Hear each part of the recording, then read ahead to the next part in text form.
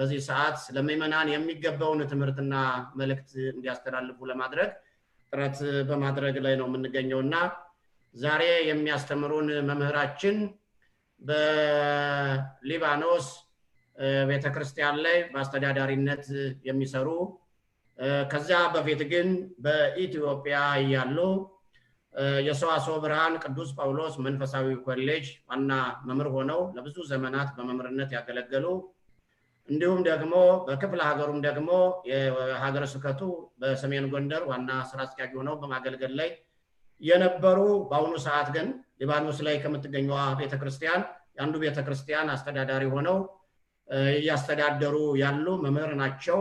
የሐዲሳት ትርጓሜ መምህርና የድጓ ሊቅ ናቸው።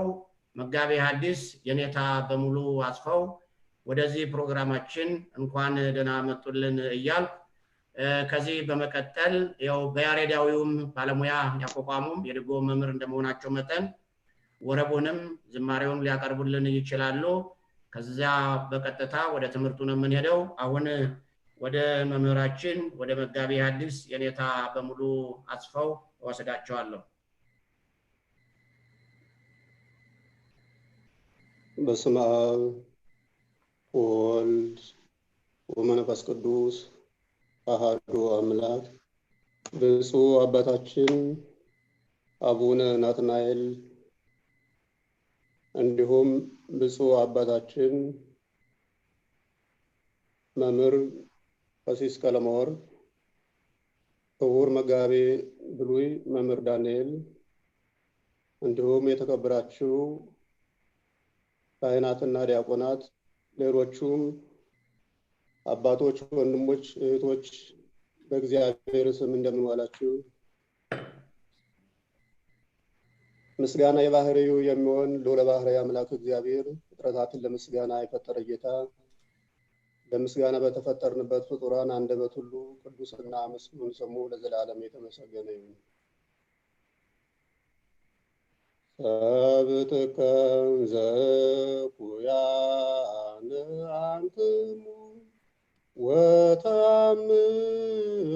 ወተአምሩ ሰናያብተ ወይበለው ውሉድክሙ ፈድፈደ ይዎሙ አብሰናይቶ ለለይስያልዎ ቃሉ ወይሁክሙ እሱ ወተራክቡ ወድጉዱ ወያርውክሙ ወበከመ ትፈቅዱ ይግበሩ ለክሙ ሰብእ አንትሙኒ ግበሩ ሎሙ በተፋቅሮ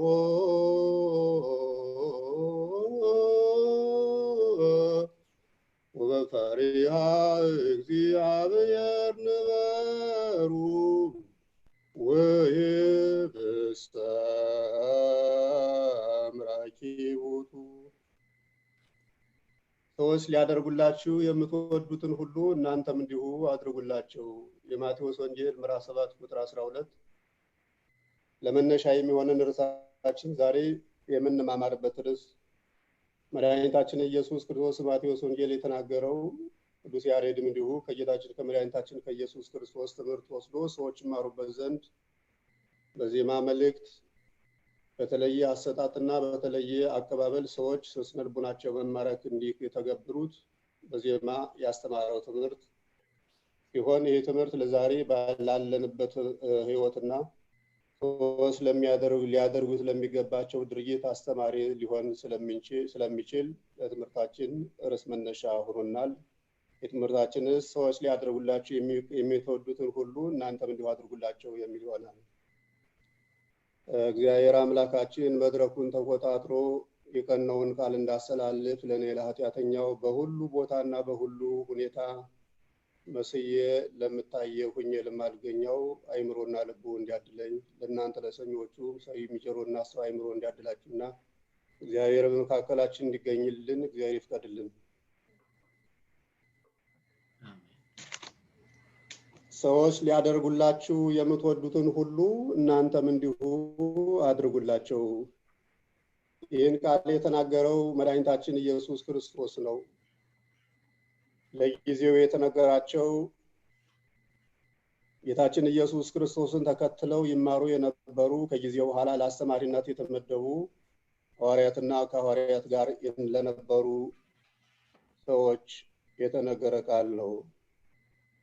በዚህ ርዕስ ላይ ጌታችን መድኃኒታችን ኢየሱስ ክርስቶስ ሊያስተምር የፈለገበት ትልቁ ምክንያት ሰዎች የሚናገሩትን እንደማይሆኑትና ሰዎች ለራሳቸው የሚፈልጉትን ለሰዎች እንደማይፈልጉላቸው ሰዎች ለራሳቸው እንዲሆንባቸው የማይወዱትን በሰዎች ላይ ግን እንዲደረግ ስለሚወዱ የሰው ሁሉ ባህሪው አንድ ፈጣሪው አንድ ስለሆነ ሰዎች ለራሳቸው የሚወዱትን ሁሉ ሌሎቹ ሰዎች እንደሚወዱት እነሱ ግን የማይወዱትን ሌሎች ሰዎችም እንደማይወዱት እነሱን የሚጎዳው ሌሎቹ እንደሚጎዳ እነሱን የሚጠቅም ሌሎቹ እንደሚጠቅም ተገንዝበው የነሱ ስሜት የሌሎች ስሜት እንደሆነ ተረድተው ሌሎች የማይወዱትን በሌሎች እንዳያደርጉና እነሱ ደግሞ የሚወዱትን እነሱ ማድረግ እንዲጠበቅባቸው ነው መድኃኒታችን ኢየሱስ ክርስቶስ ይህን ትምህርት ያስተማረው።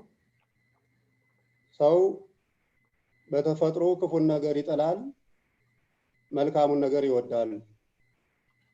በብዛት ሲታይ ግን መልካሙን ነገር ለራሱ ይወዳል እንጂ እርሱ እንደሚወድ ሁሉ ለሌላው ሰው መልካሙን ነገር ሲያደርግ አይታይም። አይደለም እርሱ ይቅርና መልካሙን ነገር ሊያደርግ እግዚአብሔርም ሆነ ሌሎች ሰዎች መልካሙን ነገር ሲያደርጉ ለሰው ለነሱ ባለመደረጉና የተደረገላቸው ሰዎች የተሻለ ሕይወት በመኖራቸውና በእግዚአብሔር ዘንድ የተሻለ ተቀባይነትና ከመቀበልም በኋላ የሚቀበሉት ነገር ትልቅ በመሆኑ ብቻ ለነሱ ባለመደረጉ እግዚአብሔር እንዲያደርግ ስላደረገላቸው ፍርድ የሚላቸው ብዙዎች ሰዎች አሉ።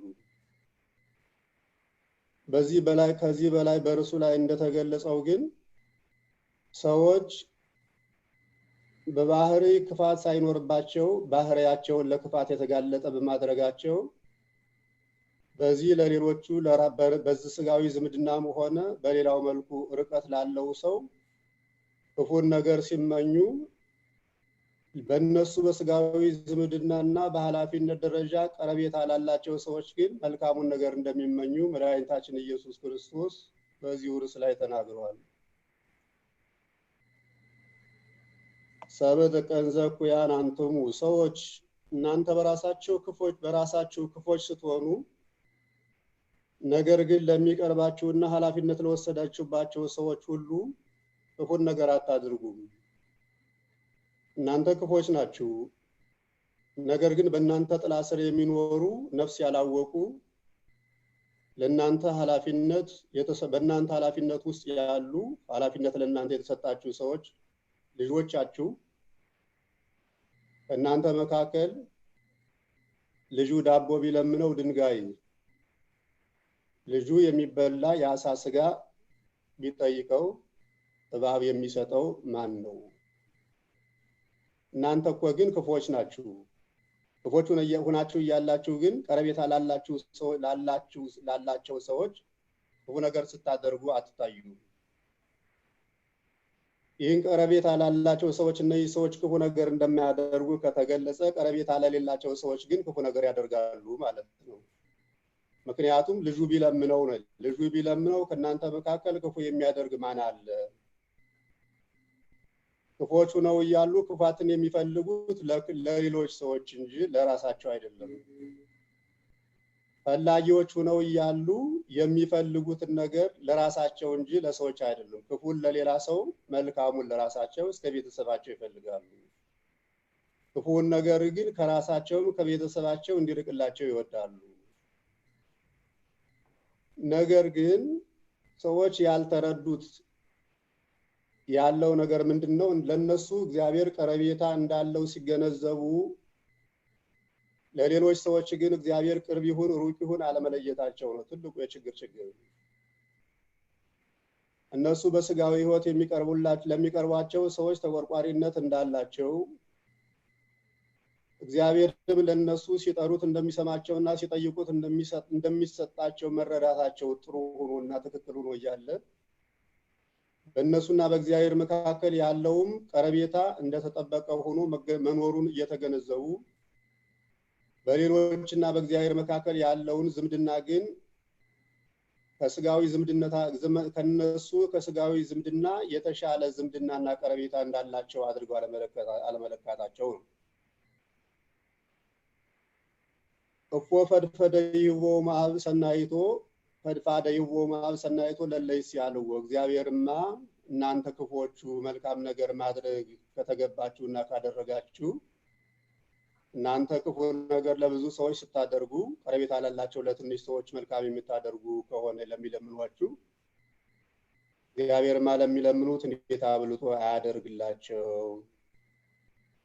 በስጋዊ ዝምድና ሂደት እነሱ ሲመለከቱ ሩቅና ቅርብ አድርገው ሲለኩ በእግዚአብሔር በመንፈሳዊ ዝምድና ከነሱና ከእግዚአብሔር መካከል ያለውን ርቀት ምንም ርቀት እንደሌለው ቅርበት እንዳለው ካዩ ለሌሎቹ ሰዎች ይህን ያህል ዝምድና እንዳላቸው አድርገው አልተመለከቱም ማለት ነው።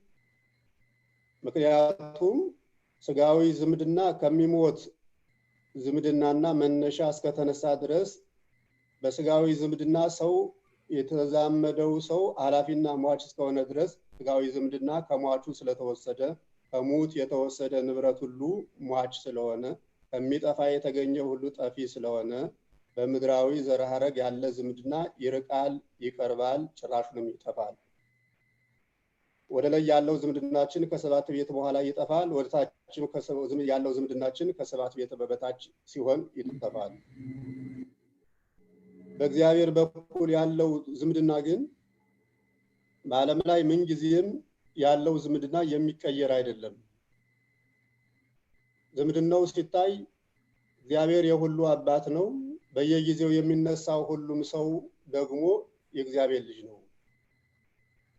በስጋዊ ዝምድና አያት ቅድመ አያት እየተባለ እንደተናገርኩት ሁሉ እየራቀ ይሄዳል። ወደታችም ልጅ የልጅ ልጅ እየተባለ እየራቀ ይሄዳል።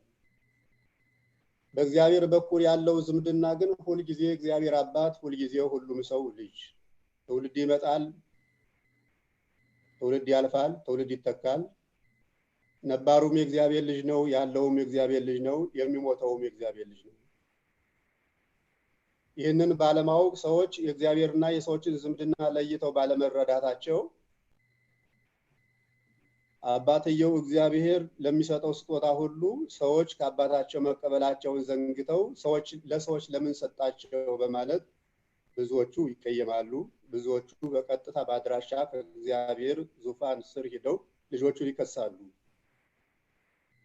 የገሊትን ነገር አሳየኝ፣ ሌላውም የገሌን ነገር አሳየኝ፣ ገሌን ግደልልኝ፣ ገሌን አጥፋልኝ። ከዚህም ባሻገር በስጋዊ ህይወቱ ሁሉ ስኬት እንዳይኖረውና በትምህርቱ ዓለም ሁሉ ውጤታማ እንዳይሆን፣ በግብርናው ዓለም ፍሬያማ፣ በንግዱ ዓለም ትርፋማ እንዳይሆን ቀጥታ ለአባቱ ሄደው መሰናክል እንዲፈጥርበት፣ ቀጥታ ለአባቱ አድራሻ ሄደው ችግር እንዲፈጠርባት ይከሳሉ። በዓለማዊ ሰው ዝምድና ሲካሄድ አባቱን ልጁን እንዲገል እባክህ ልጅህን ግደልልኝ ተብሎ ጥያቄ የቀረበበት አባት የለም። በስጋዊ ዝምድና ሰው እባክህ ልጅህን ምከርልኝ፣ ልጅህን አስታግስልኝ፣ ያውም ደግሞ አባት ልጁን ቢያምኑበት እንደማይቀበል ስለሚታወቅ ልንገረው ብቻ ተብሎ ሰዎች ለአባታቸው ልጆቹን ሄደው እንዲመክርላቸው ሊናገሩ ይችላሉ እንጂ አባቱን ልጅህን ግደልልኝ ብለው የሚከሱ ሰዎች የሉም። በእግዚአብሔር በኩል ባለው ዝምድና ግን ሰዎች ስለማያውቁ በቀጥታ ሄደው አባቱ እግዚአብሔር ልጆችን እንዲገል በልጆች ላይ ችግር እንዲፈጥር ያንዳንዱ ሰው ሄዶ ለእግዚአብሔር ብዙ ጊዜ ጸሎት ያቀርባል። በዚህ ገርደፍዳፋና ወጥ ባልሆነ ጸሎት አካሄድ እግዚአብሔር ይህን ጸሎት መስማቱን ቢሰማም እንኳን ሰዎች እንደሚፈልጉት ባለማድረጉ ሰዎች እግዚአብሔር የሰማቸው አይመስላቸውም።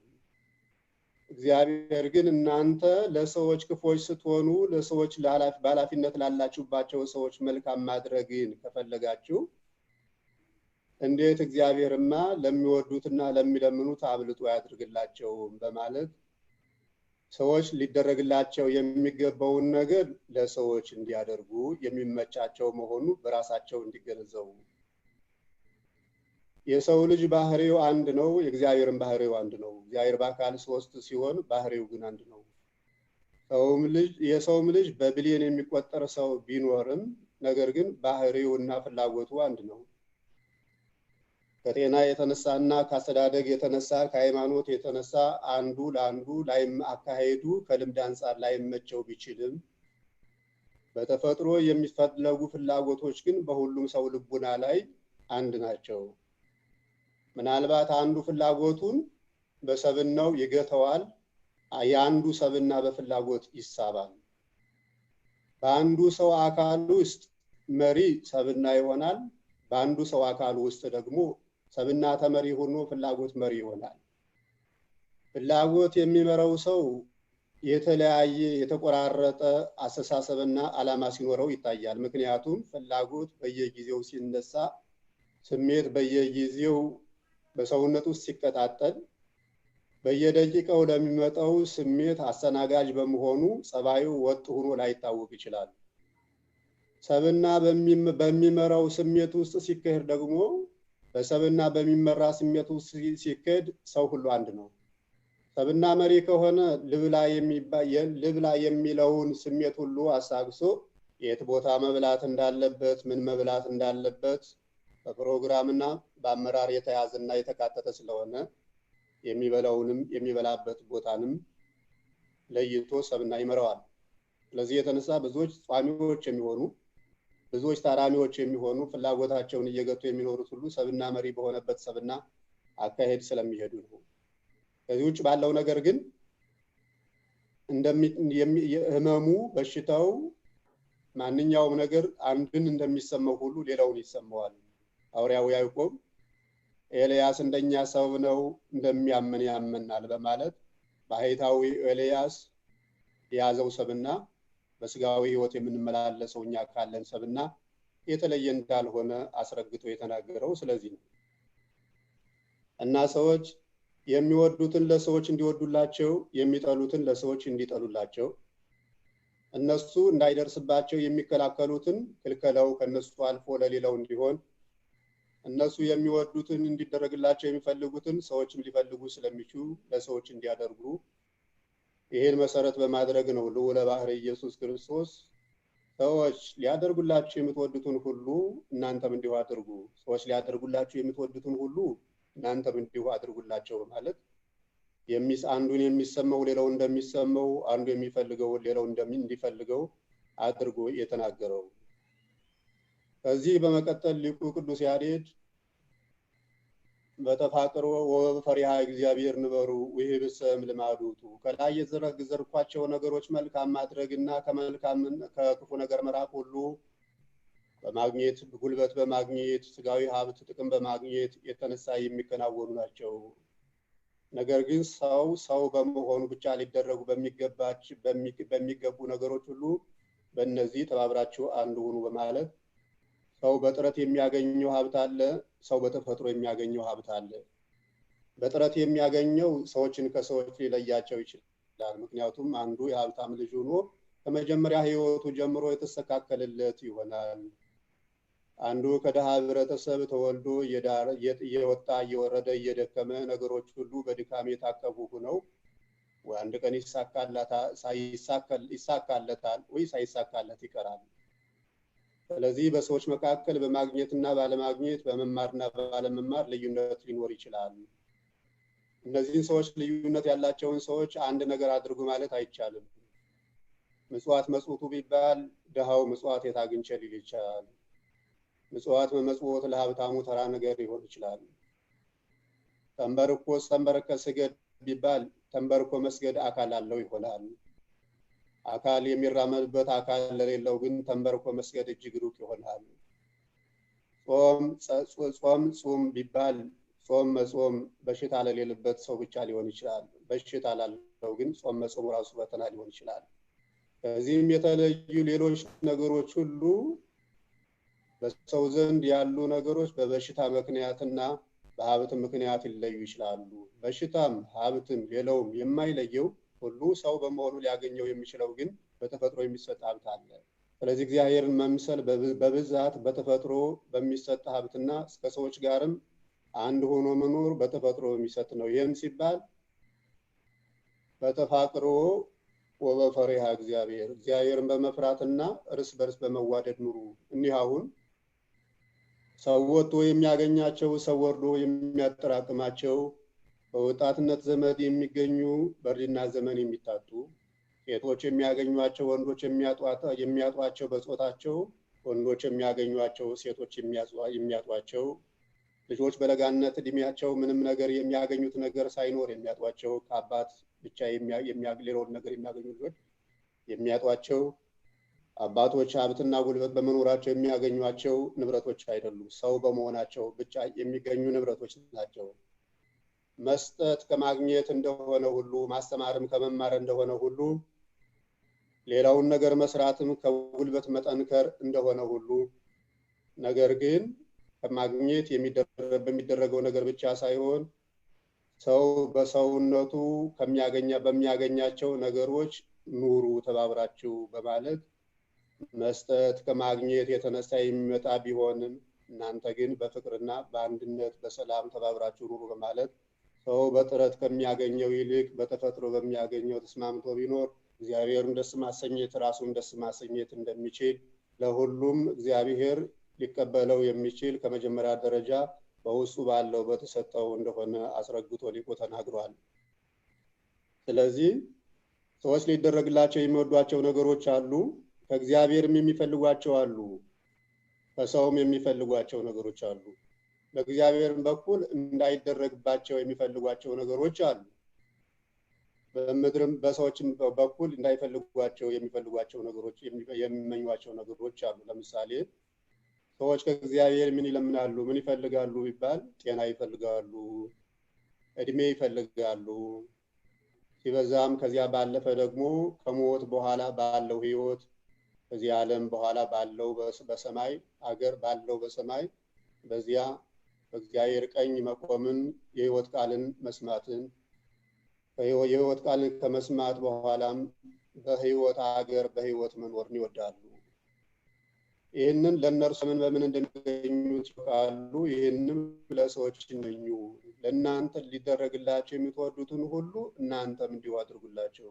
አሁን የአባቶቻችን ህይወት ስናይ ስንመለከት ይህን ቃል ከመፈጸም አንጻር ለሰዎች ስለሚወዱ ነው በሰይፍ የተከለሉት፣ በውሃ ላይ የተጣሉት፣ የተራቡት፣ የተጠሙት፣ በገደል በፍርኩታ እየኖሩ ራሳቸውን ከአራዊት ጋር ጥለው የአራዊት መርዝ ሳያስፈራቸው የአጋንንት ፈተና በየጊዜው የሚቀያየረው ተቀያሪ የአጋንንት ፈተና ሳያሳቅቃቸው የሚኖሩት ለራሳቸው የሚፈልጉትን ሰዎች እንዲፈልጉ ስለወደዱ ነው።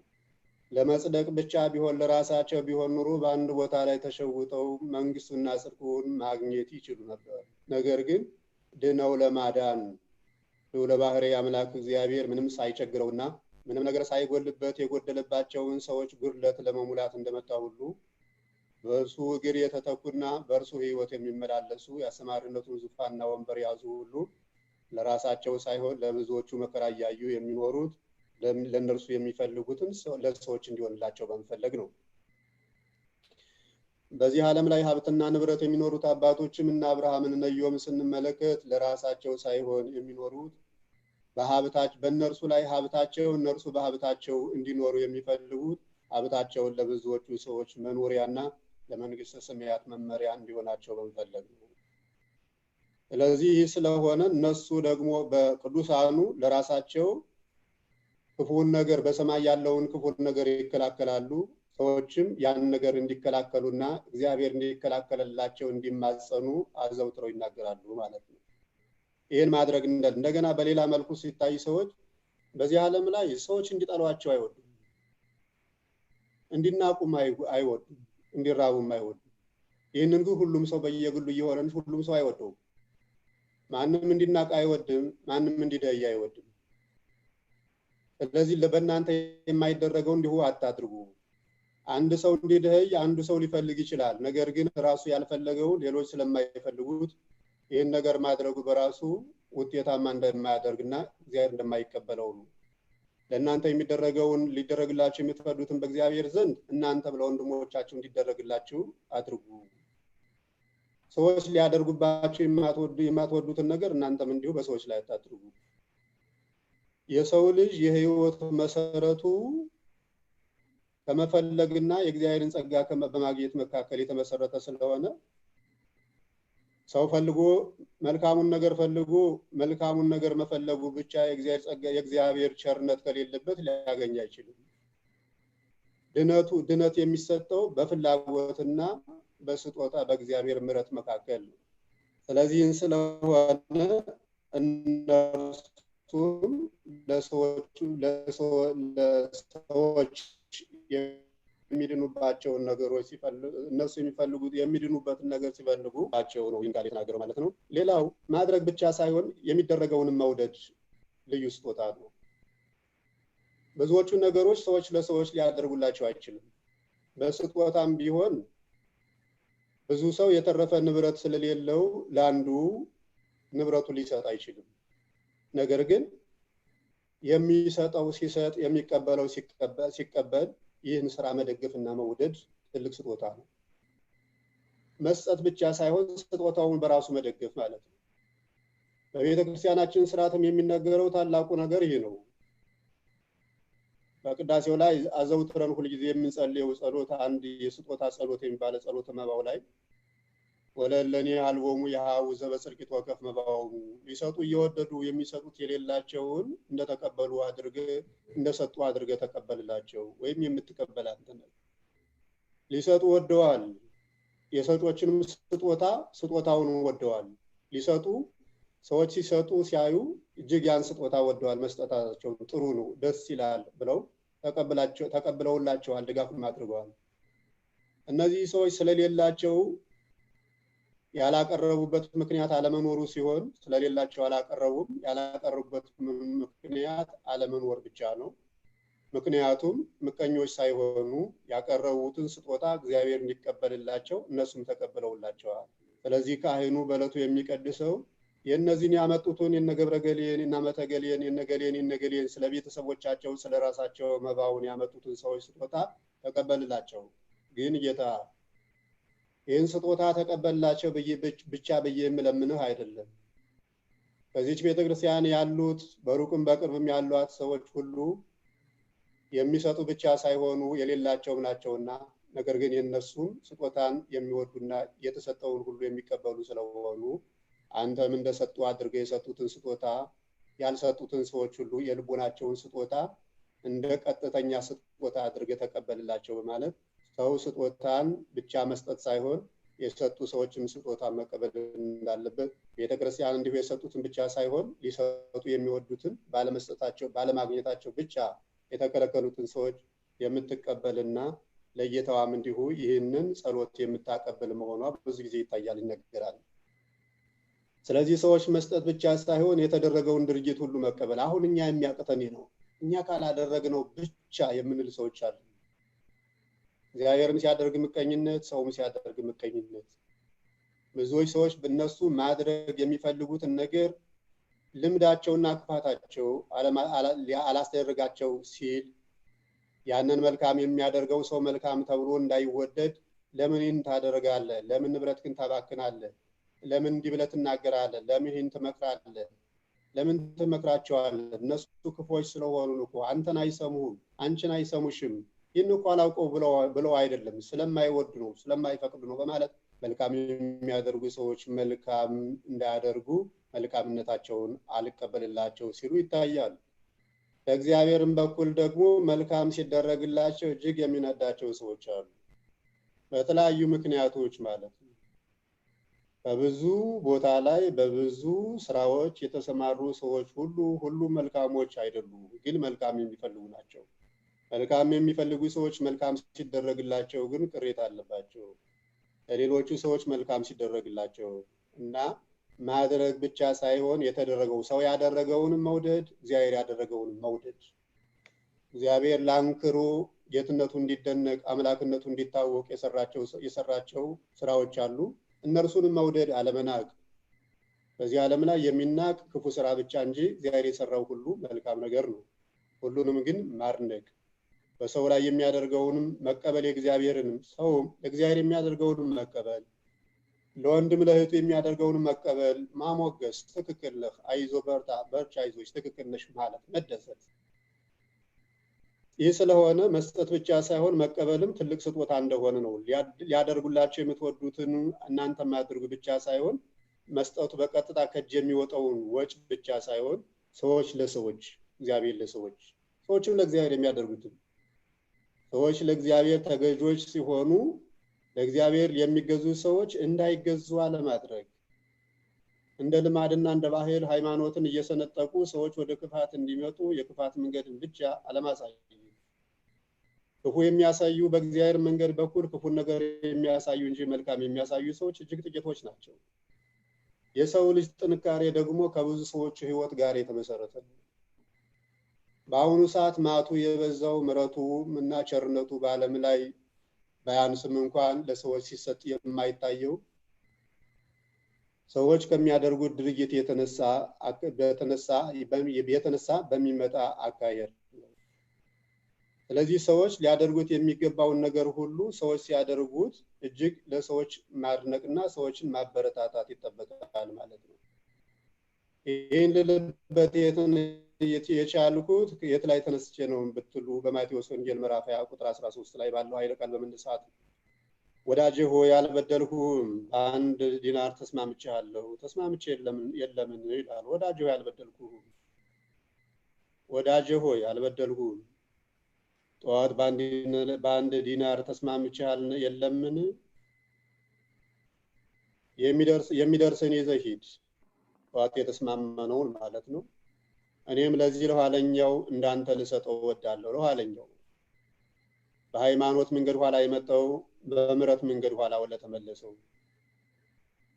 ፊት አለማወቅ ተጭኖትም ቢላለው ኋላ ሲያውቅ ለመጣው፣ በጋብቻ ምክንያት ለመጣው፣ በወንድሞች ምክንያት ለመጣው፣ በስራ ምክንያት ተሰብኮ ለመጣው፣ በአባቶች ምክንያት ለመጣው፣ በ80 ዓመቱ ለተመለሰው፣ ፊት ሲበድል ለነበረው፣ ኋላ ግን በአንድ ምክንያት ጌታ ጸጋውን አብዝቶለትና ቸርነቱን አስፍኖለት ለተመለሰው፣ ኋላ ለመጣው አደርግለት እወዳለሁ። እኔ ቸር ስላደረግኩ አይንህ ምቀኛ ናትን?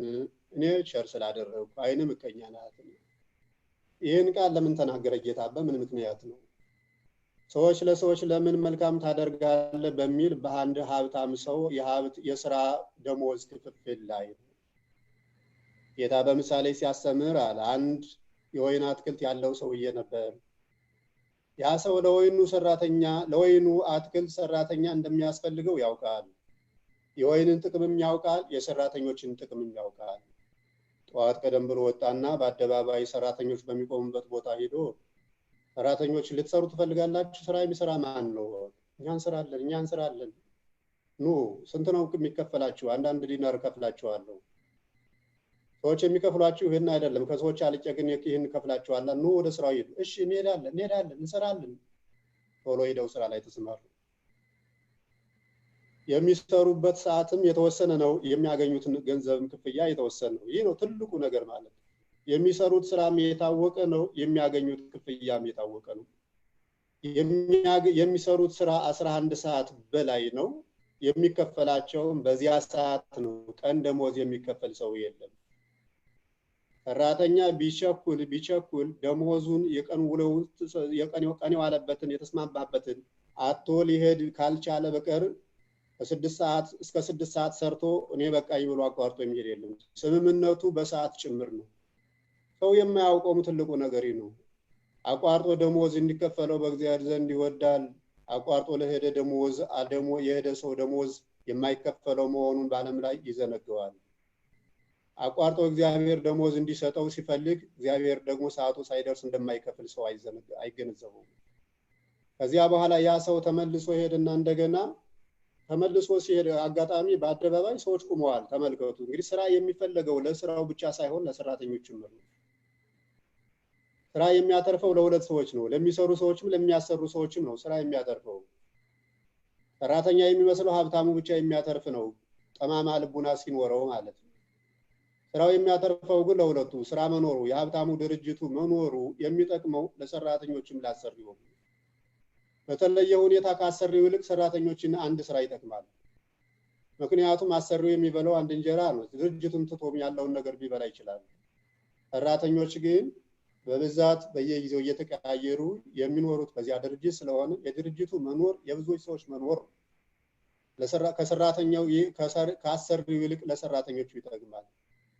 አሁን እነዚያ ሰዎች ስራ ፈተው ሲያቸው እናንተ ስራ ፈታችሁ ከዚህ ከምትቆሙ ሄዱና ከአትክልቱ ቦታ ጠዋት የሄዱ ሰዎች አሉ፣ ከነሱ ጋር አብራችሁ ስሩ አላቸው። እነዚያም ሄዱ በደስታ 6 ሰዓትም 9 ሰዓትም ወደ ሰራተኞች ቦታ ሲሄድ እንዲሁ ሰዎችን አገኘ፣ ሰደዳቸው። በመጨረሻ 11 ሰዓት ሲሄድ እናንተ ስራ ፈታችሁ ቀን ሙሉ ትውላላችሁ እንዴ አላቸው።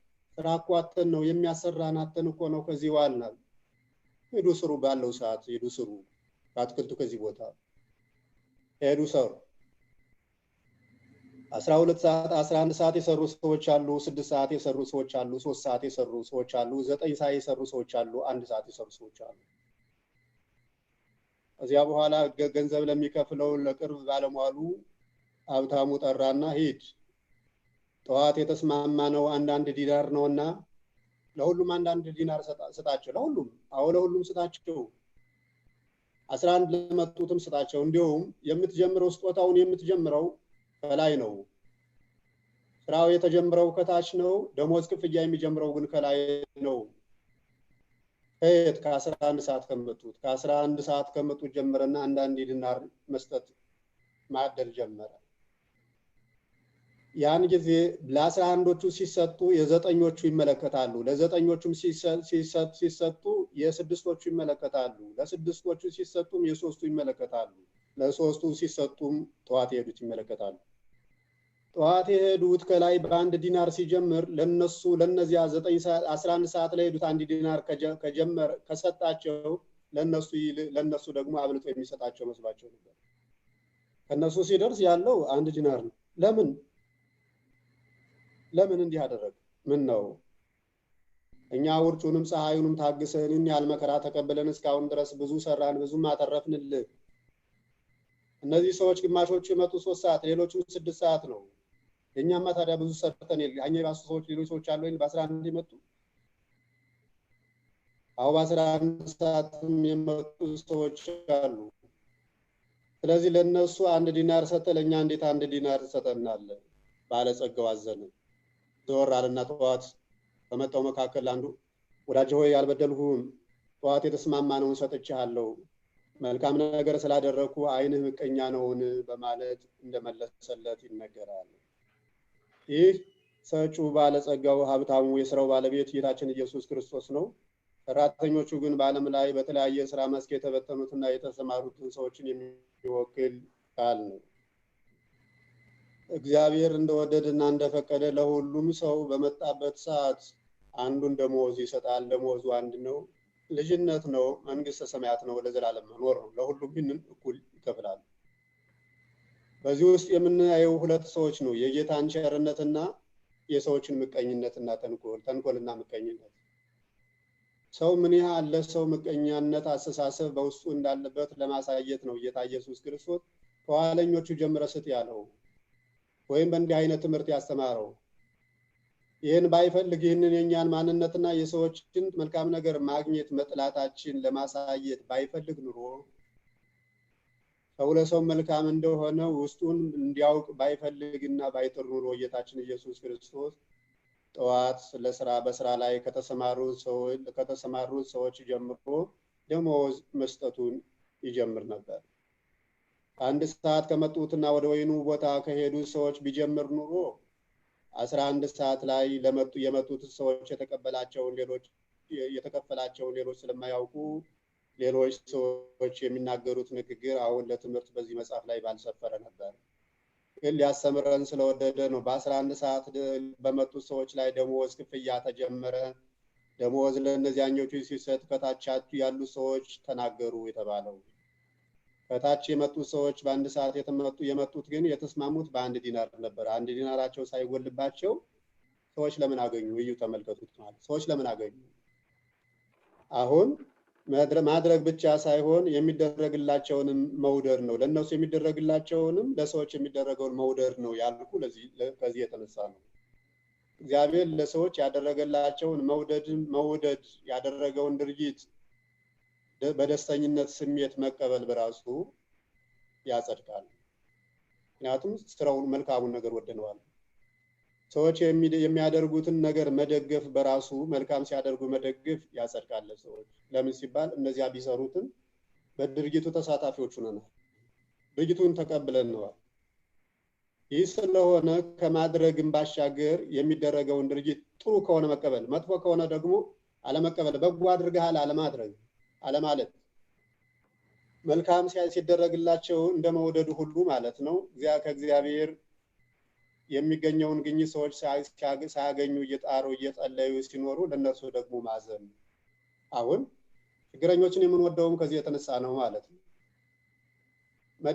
ሰዎች ከእግዚአብሔር ዘንድ ያገኙት የሚገባውን ሀብት በተለያየ ምክንያት ስላጡ፣ እንጀራም ስላጡ፣ በተለያየ ችግር ላይ ስለወደቁ እነሱ ማግኘትን ስለሚወዱ የእነሱን ማጣት እኛ ተቀብለነዋል ማለት ደግፈናቸዋል። ለምን አጡ? ለምን እህታችን ጤና አጣች? ለምን ወንድማችን ጤና አጣ? ለምን ወንድማችን የሚበላው አጣ? ለምን እህታችን የምትበላው አጣ? ብለን በእነሱ ላይ ሊሆን የሚገባው የሆነውን ነገር እኛ ስላልወደድ ነው፣ ማጣታቸውን ስላልወደድ ነው፣ ጤና ማጣታቸውን ስላልወደድ ነው፣ ሀብት ማጣታቸውን ስላልወደድ ነው፣ ይህን ክፉ ነገር ስላልተቀበል ነው፣ የእነሱን ክፉ ነገር ከነሱ ለማስወገድ ነው ስላልተቀበል ነው መልካም ነገር ለሰዎች የምናደርግላቸው ማለት ነው። ምጽዋት የሚያጸድቀውም ከዚህ የተነሳ ነው። በስጦታ ብቻ ሳይሆን ችግርን በመቀበል እነሱ ገንዘባችን ከኛ እጅ ይቀበላሉ፣ እኛ ደግሞ ከነሱ ሰውነት ችግራቸውን እንቀበልላቸዋለን። ምንም እንኳን እኛ ችግራቸውን ተቀብለን ባንቸገርም በህሊናችን ግን ችግራቸውን ተካፍለንላቸዋል። የምንጸድቀውም ልብ የምንለውም ችግርን በመጋራት እንደሆነ መታሰብ አለበት ማለት ነው። ለሚለምን ሰው መስጠት ብቻ ሳይሆን የሚለምን ሰው አጥቶ መሆኑን መገንዘብና ማዘን። ሐዋርያው ቅዱስ ጳውሎስ ሲናገር እንደታሰራችሁ ሆናችሁ እስረኞችን ጠይቁ። አያችሁ፣ ጭማቂ ገዝታችሁ፣ ቆሎ ገዝታችሁ፣ ዳቦ ይዛችሁ እስረኞችን ጠይቁ አይደለም ያለ። የምትይዙትን ይዛችሁ ነገር ግን እንደታሰሩ ሆናችሁ እስረኞችን ጠይቁ። የእስረኞች የደረሰባቸውን መጀመሪያ እናንተ በህሊናችሁ ተቀበሉ። ምን ይጎላቸዋል? ምንድነው የጎደላቸው? ሲታሰሩ ምን ይጎላል? ቤተሰቦቻቸው እንዴት ይሆናሉ? እነሱስ እንዴት ይሆናሉ? ምን አይነት ስሜት ይሰማቸዋል? ምን አይነት ችግር በቤታቸው ይንጸባረቃል? ምን አይነት አስተሳሰብ አላቸው በውስጣቸው? ምን ጎሏቸዋል? ይህን ብላችሁ መጀመሪያ እናንተ እንደታሰሩ ሆናችሁ በዚያ ውስጥ እንዳላችሁ ሆናችሁ እስረኞችን ጠይቁ ነው። ምጽዋት በሚሰጥ ሰዓት አዝኖ አፍንጫን ሸፍኖ ፊትን ዙሮ ሳይሆን አዝኖ ለምን ለመኑ፣ ለምን ተራቡ፣ ለምን ተጠሙ ብሎ ለነሱ አዝኖ የነሱን ችግር ተካፋይ ሆኖ ሲሰጥ ሰው ይጸድቃል። ገንዘብ በሰማይ ብቻ ለመጽደቅ ብቻ ሳይሆን ችግራቸውን መጋራት ነው። ገንዘቡ አይደለም ትልቁ ቁም ነገሩ ማለት ነው። ትልቁ ቁም ነገሩ በሰዎች ሊሆን የሚገባውን ነገር በሰዎች ስለሆነ ሊሆን የማይገባው ነገር በሰዎች ስለሆነባቸው ለምን ሆነባቸው ብሎ ማዘን ማንባት። ይህ ሲሆን በሰዎች የደረሰውን ነገር ባንቀርፈውም እንኳን የችግራቸው ተካፋይ ስለሆን የነሱ በሰማይ ያለው መንግስት ተካፋዮች መሆን እንችላለን ማለት ነው። እና ችግርን መጋራት ማንኛውም ለሰዎች ላይ የሚደረገውን ነገር እንዳይደረግ የሚደረግላቸው ነገር እንዲደረግላቸው ስለተደረገላቸው መደሰት እንዲደረግላቸው መጣር በክፉ የሆነባቸው በሰዎች ላይ የሆነው ነገር ለምን ተደረገላቸው ማለት ለምን ተደረገባቸው ማለት እንዲነሳላቸው እንዲቀየርላቸው መጸለይ። ይህን እንድናደርግ ነው ሊደረግላቸው የምትወዱትን ሁሉ አድርጉ ያለው። ሌላው በራስ ላይ ይመጣል ከሚባል ነገር ብቻ ሳይሆን በራስ ላይ ይመጣል ከሚባል ነገር ብቻ ሳይሆን በባልንጀራይ ከሚያደርሱት ነገር መጠንቀቅ። ለራስ እንደመጠንቀቅ ባጭሩ ለራስ እንደመጠንቀቅ ለባልንጀራ መጠንቀቅ ማለት ነው። ሰው ብቻ አይደለም እንስሳት ሁሉ ለራሳቸው ይጠነቀቃሉ። እባብ ለራሱ ይጠነቀቃል፣ ራሱን ቀብሮ ይኖራል። ወደ ሌላው ሰው ግን መርዛማ ራሱን ቀና አድርጎ በመርዛማ መላሱ መርዝን ያስተላልፋል። ለራሱ የሚጠነቀቀውን ያህል ለሌላው አይጠነቀቅም። እንስሳትም ሊመቷቸው ሲሉ ራሳቸውን ይከላከላሉ። ሰውም አንድ ነገር ከመጣበት የሚወድቅ ነገርም ካለ የሚወረወር ነገርም ካለ ራሱን ነው በመጀመሪያ በእጁ የሚከልለው። በስጋዊ ህይወት ለራሱ ሁሉም ሰው ይጠነቀቃል ወይም ሁሉም ፍጥረት ይጠነቀቃል ለራሱ። ራሱን የህይወቱ መሰረትና ምንጭ ስለሆነ በህይወት መሰረቱ ላይ ወይም በዋናው የአካል ንጉስና መንግስትና ገዥ ላይ አደጋ እንዳይደርስበት ሌላውም እንኳን በሌላው አካል ላይ የሚደርሰው ነገር መልካም ባይሆንም በይበልጥ ግን በራስ ላይ የደረሰው ከባድ ስለሆነ አያችሁት። በሌላው አካል የደረሰው ቢጎዳ ነገር ግን በራስ ላይ የደረሰው ደግሞ እጅግ ጎጅ ስለሆነ ለራሱ ይጠነቀቃል። ለራስ የሚጠነቀቅ ቅድሚያ ሁሉን አካሉን መሸፈን ስለማይችል ቅድሚያ ለራሱን ለመሸፈን ነው እንጂ ሙሉ አካሉ ሌላውን ሁሉ ቢጎዳ ወዶና ፈቅዶ ሌላውን አካል አስረክቦ አይደለም። ቅድሚያ ግን ለራሱ ኋላ ለሌሎቹ አካላት። ሰውም እንዲሁ ማለት ቅድሚያ ራሱን ኋላ ለሌሎቹ ሁሉ። ራሱን አድኑ ሌሎቹን ማዳን፣ በራሱ ድነት አማካይነት ሌሎቹ እንዲድኑበት ማድረግ መጠንቀቅ አስፈላጊ ነው ማለት። ለሌሎቹ የሚጠነቀቅ ይህን አታድርጉ። ለምክንያቱም ከላይ ያየነው አሁን ልጁ ዳቦ ቢለምነው አያቸው፣ ዳቦ ቢለምነው ጥርሱን የሚሰብር ድንጋይ፣ አሳ ቢለምነው ወይም እንቁላል አሳ ቢለምነው የእባብ ስጋ፣ እንቁላል ቢለምነው የእባብ እንቁላል የሚሰጠው ሰው በልቶት ይሙት፣ ድንጋዩን ነክሶ ጥርሱ ይሰበር ብሎ በልጁ ላይ ጨክኖ የሚስክፉ ነገር የሚያደርግ ሰው የለም። ስለዚህ ለራሱም ይጠነቀቃል፣ ለልጁም ይጠነቀቃል። በሌላ መንገድም እንዲሁ ለሰዎች ለራሳቸው የሚጠነቀቁትን ያህል ደግሞ ለሰዎች መጠንቀቅ እንደሚጠበቅባቸው ጥንት ብዙዎቻችሁ ታስታውሳላችሁ። ምናልባት በከተማዎች አካባቢ የተወለዳችሁ ካልሆነ በቀር ታላላቆቹ በገጠር አካባቢ ያደጋችሁ የእያንዳንዱን ግለሰብ ህይወት ታላላቅ አባቶች ምን አይነት አስተዋጽኦ ለእያንዳንዱ ግለሰብ እንደነበራችሁ ታውቃላችሁ። መንገድ አካባቢ እረኞች አንድ ነገር ክፉ ነገር ሲያደርጉ ከተገኙ በዚህ አካባቢ በመንገድ የሚያልፉ ሰዎች ሁሉ ወርደው ከበቅሏቸው ከፈረሳቸው ወርደው ምክር ሰጥተው የነማን ልጆች ናችሁ? የነገሌ ከዚህ አካባቢ እዚያ ማዶ እዚያ ቦታ ያለን የነገሌንን እናቶ ገሌ እና አባ ገሌ እንደ የነሱ የታላላቆቹ ልጆች እንዴት አደረጋላችሁ? ለምን ይሄን አታደርጉ በሉ። ማንንም ያደርግ ለምን ትጣላላችሁ? አትጣሉ፣ ኑ ታረቁ፣ ያሳርፏቸዋል። ሌላ ሰዎችን ወደ ሌላ ነገር የሚጥል እንደ ንብረት እንደ ኪሳራ እንደምን ነገር ጨዋታ ሲጫወቱ ካይ ለምን ታደርጋላችሁ? መከሩ ይሰጣቸዋል። እና የጥንቶቹ ሰዎች መሰረት በብዙ የጥንቶቹ ሰዎች ህይወት በብዙ ሰዎች ድጋፍ የተቀነባበረና የጠነከረ ነው። ለልጆቻቸው የማይወዱትን ሁሉ መንገድ ላይ እየሄዱ ልጆቻቸው ላልሆኑ ለማያውቋቸው ሰዎች ምክር መክረው የማያውቋቸውን ሰዎች ልጆች አስተምረው ይሄዳሉ። በዚህ የተነሳ በክፍለ ሀገር ያሉ ልጆች ሁሉ የሚጠነቀቁ ክፉ ነገር የሚንቁትና የሚፈሩት ህብረተሰቡ ስለማይቀበልላቸው የኔ ነው እኔን ይመለከተኛል እኔን ይጎዳኛል የሚል ሰው ብቻ ሳይሆን ክፋትን የሚከላከለው ሰው በመሆን ማንኛውም ሰው ክፉ እንዳይሰራና ክፉ እንዳይደርስበት ሁሉም ሰው በብዛት ይከላከላል።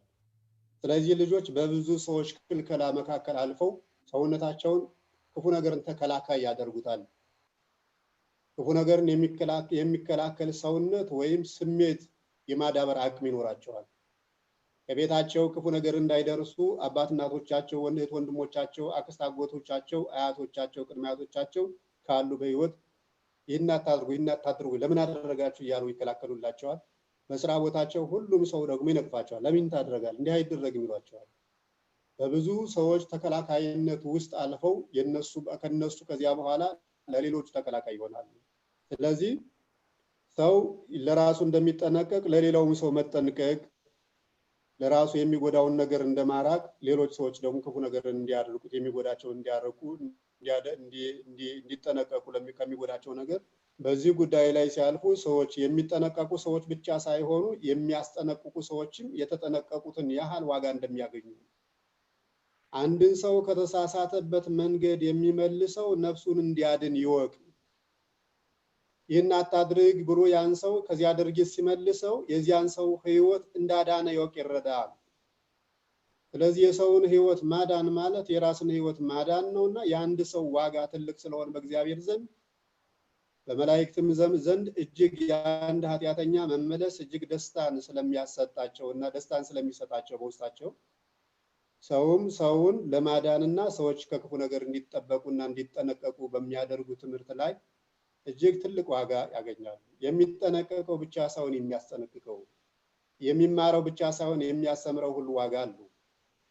አባቶቻችን ያለ ዋጋ ሲያስተምሩ የነበረው ሁሉ ዋጋቸው ከማን እንደሆነ የእረኞች አለቃ ሲመጣ እረኞች አለቃ እረኞች ዋጋቸውን በሰማይ እንዲያገኙ ስላወቁት ነው። ያለ ደሞዝ ያለ ክፍያ ያስተምሩ ሲጥሩ እያረሱ እየተንገላቱ እየተራቡ ከተማሪው ደሞዝ ሳይቀበሉ ከህዝቡም ደሞዝ ሳይቀበሉ ህዝብን ያገለግላሉ። ከተማሪው ደሞዝ ሳይቀበሉ ተማሪውን ያገለግላሉ። በቅዳሴ ደሞዝ ገንዘብ ሳይኖራቸው ደሞዝ ክፍያ ሳይኖራቸው ከእርሻ ሲንገላቱ ውለው ሄደው ቀድሰው ክርስቲያኑ ያቆርባሉ። እነዚህ ሰዎች የዋሃዎች ሆነው አይደለም፣ ብስሎች ሆነው ነው። በምድር እንዳይከፈላቸው ኃላፊው ደሞዝ እንዳይከፈላቸው የምድር ደሞዝ ለመብላት እንጂ ከዚህ ውጭ ምንም ጥቅም ስለሌለው ከመብላት የተረፈ ነገር ስለሌለው ቢሰሩም መብላት ነው፣ ቢተርፋቸው መብላት ነው። የተረፈው ተርፎ ይቀራል እንጂ በሰማይ ምንም ዋጋ ስለሌለው ትርፉን ሳይቀበሉ ህይወታቸውን የሚረዱበትን ብቻ እየተቀበሉ ትርፉን ግን ለሰማይ የሚያቆዩት በዚህ የተነሳ ነው። ስለዚህ ወንድሞቻችን እህቶቻችን ሁሉ ልብ ልንለው የሚገባን ጽድቅን ከማድረግ ብቻ አድርገን እንዳንቆጥረው ነው። ትልቁ የትምህርታችን ፍላጎት ጽድቅን ከማድረግ ብቻ ከመውደድ ጭምር እንደሆነ ለራስ የሚወዱትን ለወገን ከወደዱ ለራስ የሚጠነቀቁትን ለወገኖች ከተጠነቀቁ ድርጊቱ ከተጠነቀቀው ጋር ካደረገው ጋር እኩል ነው። የተደረገላቸው ሰዎችም ድርጊት ሲደረግላቸው ከወደዱ ምናልባት ለወንድሞቻችን ለእህቶቻችን የተደረገው ድርጊት በቀጥታ ለኛ ባይደረግም ሌላ ድርጊት ለኛም እንደሚደረግልን ተዘጋጅቶ ከኖሩ ትርፋማ ውጤታማና በመንግስተ ሰማያት ላይ የቅዱሳን ባለሟል ወዳጅ መሆን እንደሚጠበቅና መሆን እንደሚቻልና ይህን የጽድቅ ጎዳናዎች ሁሉ ብዙዎች እንደሆኑ ጽድቅ እንዳንድ ዛፍ ስትሆን ቅርንጫፎቿ ብዙዎች እንደሆኑ በብዙ ስራ በብዙ ጎዳና የምትወረስ እንደሆነች በእነ ኤልያስና በእነ ሙሴ በእነ ያዕቆብና በሌሎቹም ቅዱሳን አማካኝነት ከተለያየ ቦታ በተለያየ ዘመን በተለያየ ስራ በተሰለፉ ሰዎች መካከል የባህርይ አምላክ ኢየሱስ ክርስቶስ ግርማ መለኮቱን ገልጾ ሁሉንም አንድ አድርጎ ጌትነቱን ማሳየቱ በብዙ መልኩ በብዙ ስራ በብዙ ዘመን የምትወረስ መንግስት እንዳለች ለማሳየት ስለሆነ መንግስተ ሰማያት እኛም የምንገባው በመስራት ብቻ ሳይሆን በማሰራትም ለራስ መልካምን በመውደድ ብቻ ሳይሆን ለወንድሞች መልካምን በመውደድም ጭምር እንደሆነ ስለሚያሳይ መጽሐፋችንና ህይወታችን ወይም በቤተክርስቲያናችን ትምህርት በስራ ብቻ ላይ ከመጠመድ ሰዎቹ ብዙ ስራ እንዲሰሩ በራስ መጠንቀቅ ሁሉ ለሌሎቹ ጥንቃቄ እንዲሆን ይህ ሁሉ በረከት እንዳለው የሚያሳይ ነው። ይህ ቃል የተወሰደው በማቴዎስ ወንጌል ምዕራፍ 18 ቁጥር 10 እስከ 19 እስከ 14 ድረስ ባለው ኃይለ ቃሉ እንዲህ ይላል። ከነዚህ ከታናናሾቹ አንዱን እንኳን እንዳትንቁ። ከታናናሾቹ እኛ አለን በምንለው ነገር የሌላቸው ሊሆኑ ይችላሉ። አንዱ ባለው አንዱ ሳይኖረው ሲቀር ታናሽ ተብሎ ሊቆጠር ይችላል። በሰውነት ግን ትንሽ የለም። ሰው ከሰው አይበልጥም፣ ሰው ከሰው አያንስም። ከሰው የሚበልጥ ሰው የለም፣ ከሰው የሚያንስ ሰው የለም። በጾታም ቢሆን በእድሜም ቢሆን ሰው አንድ ነው።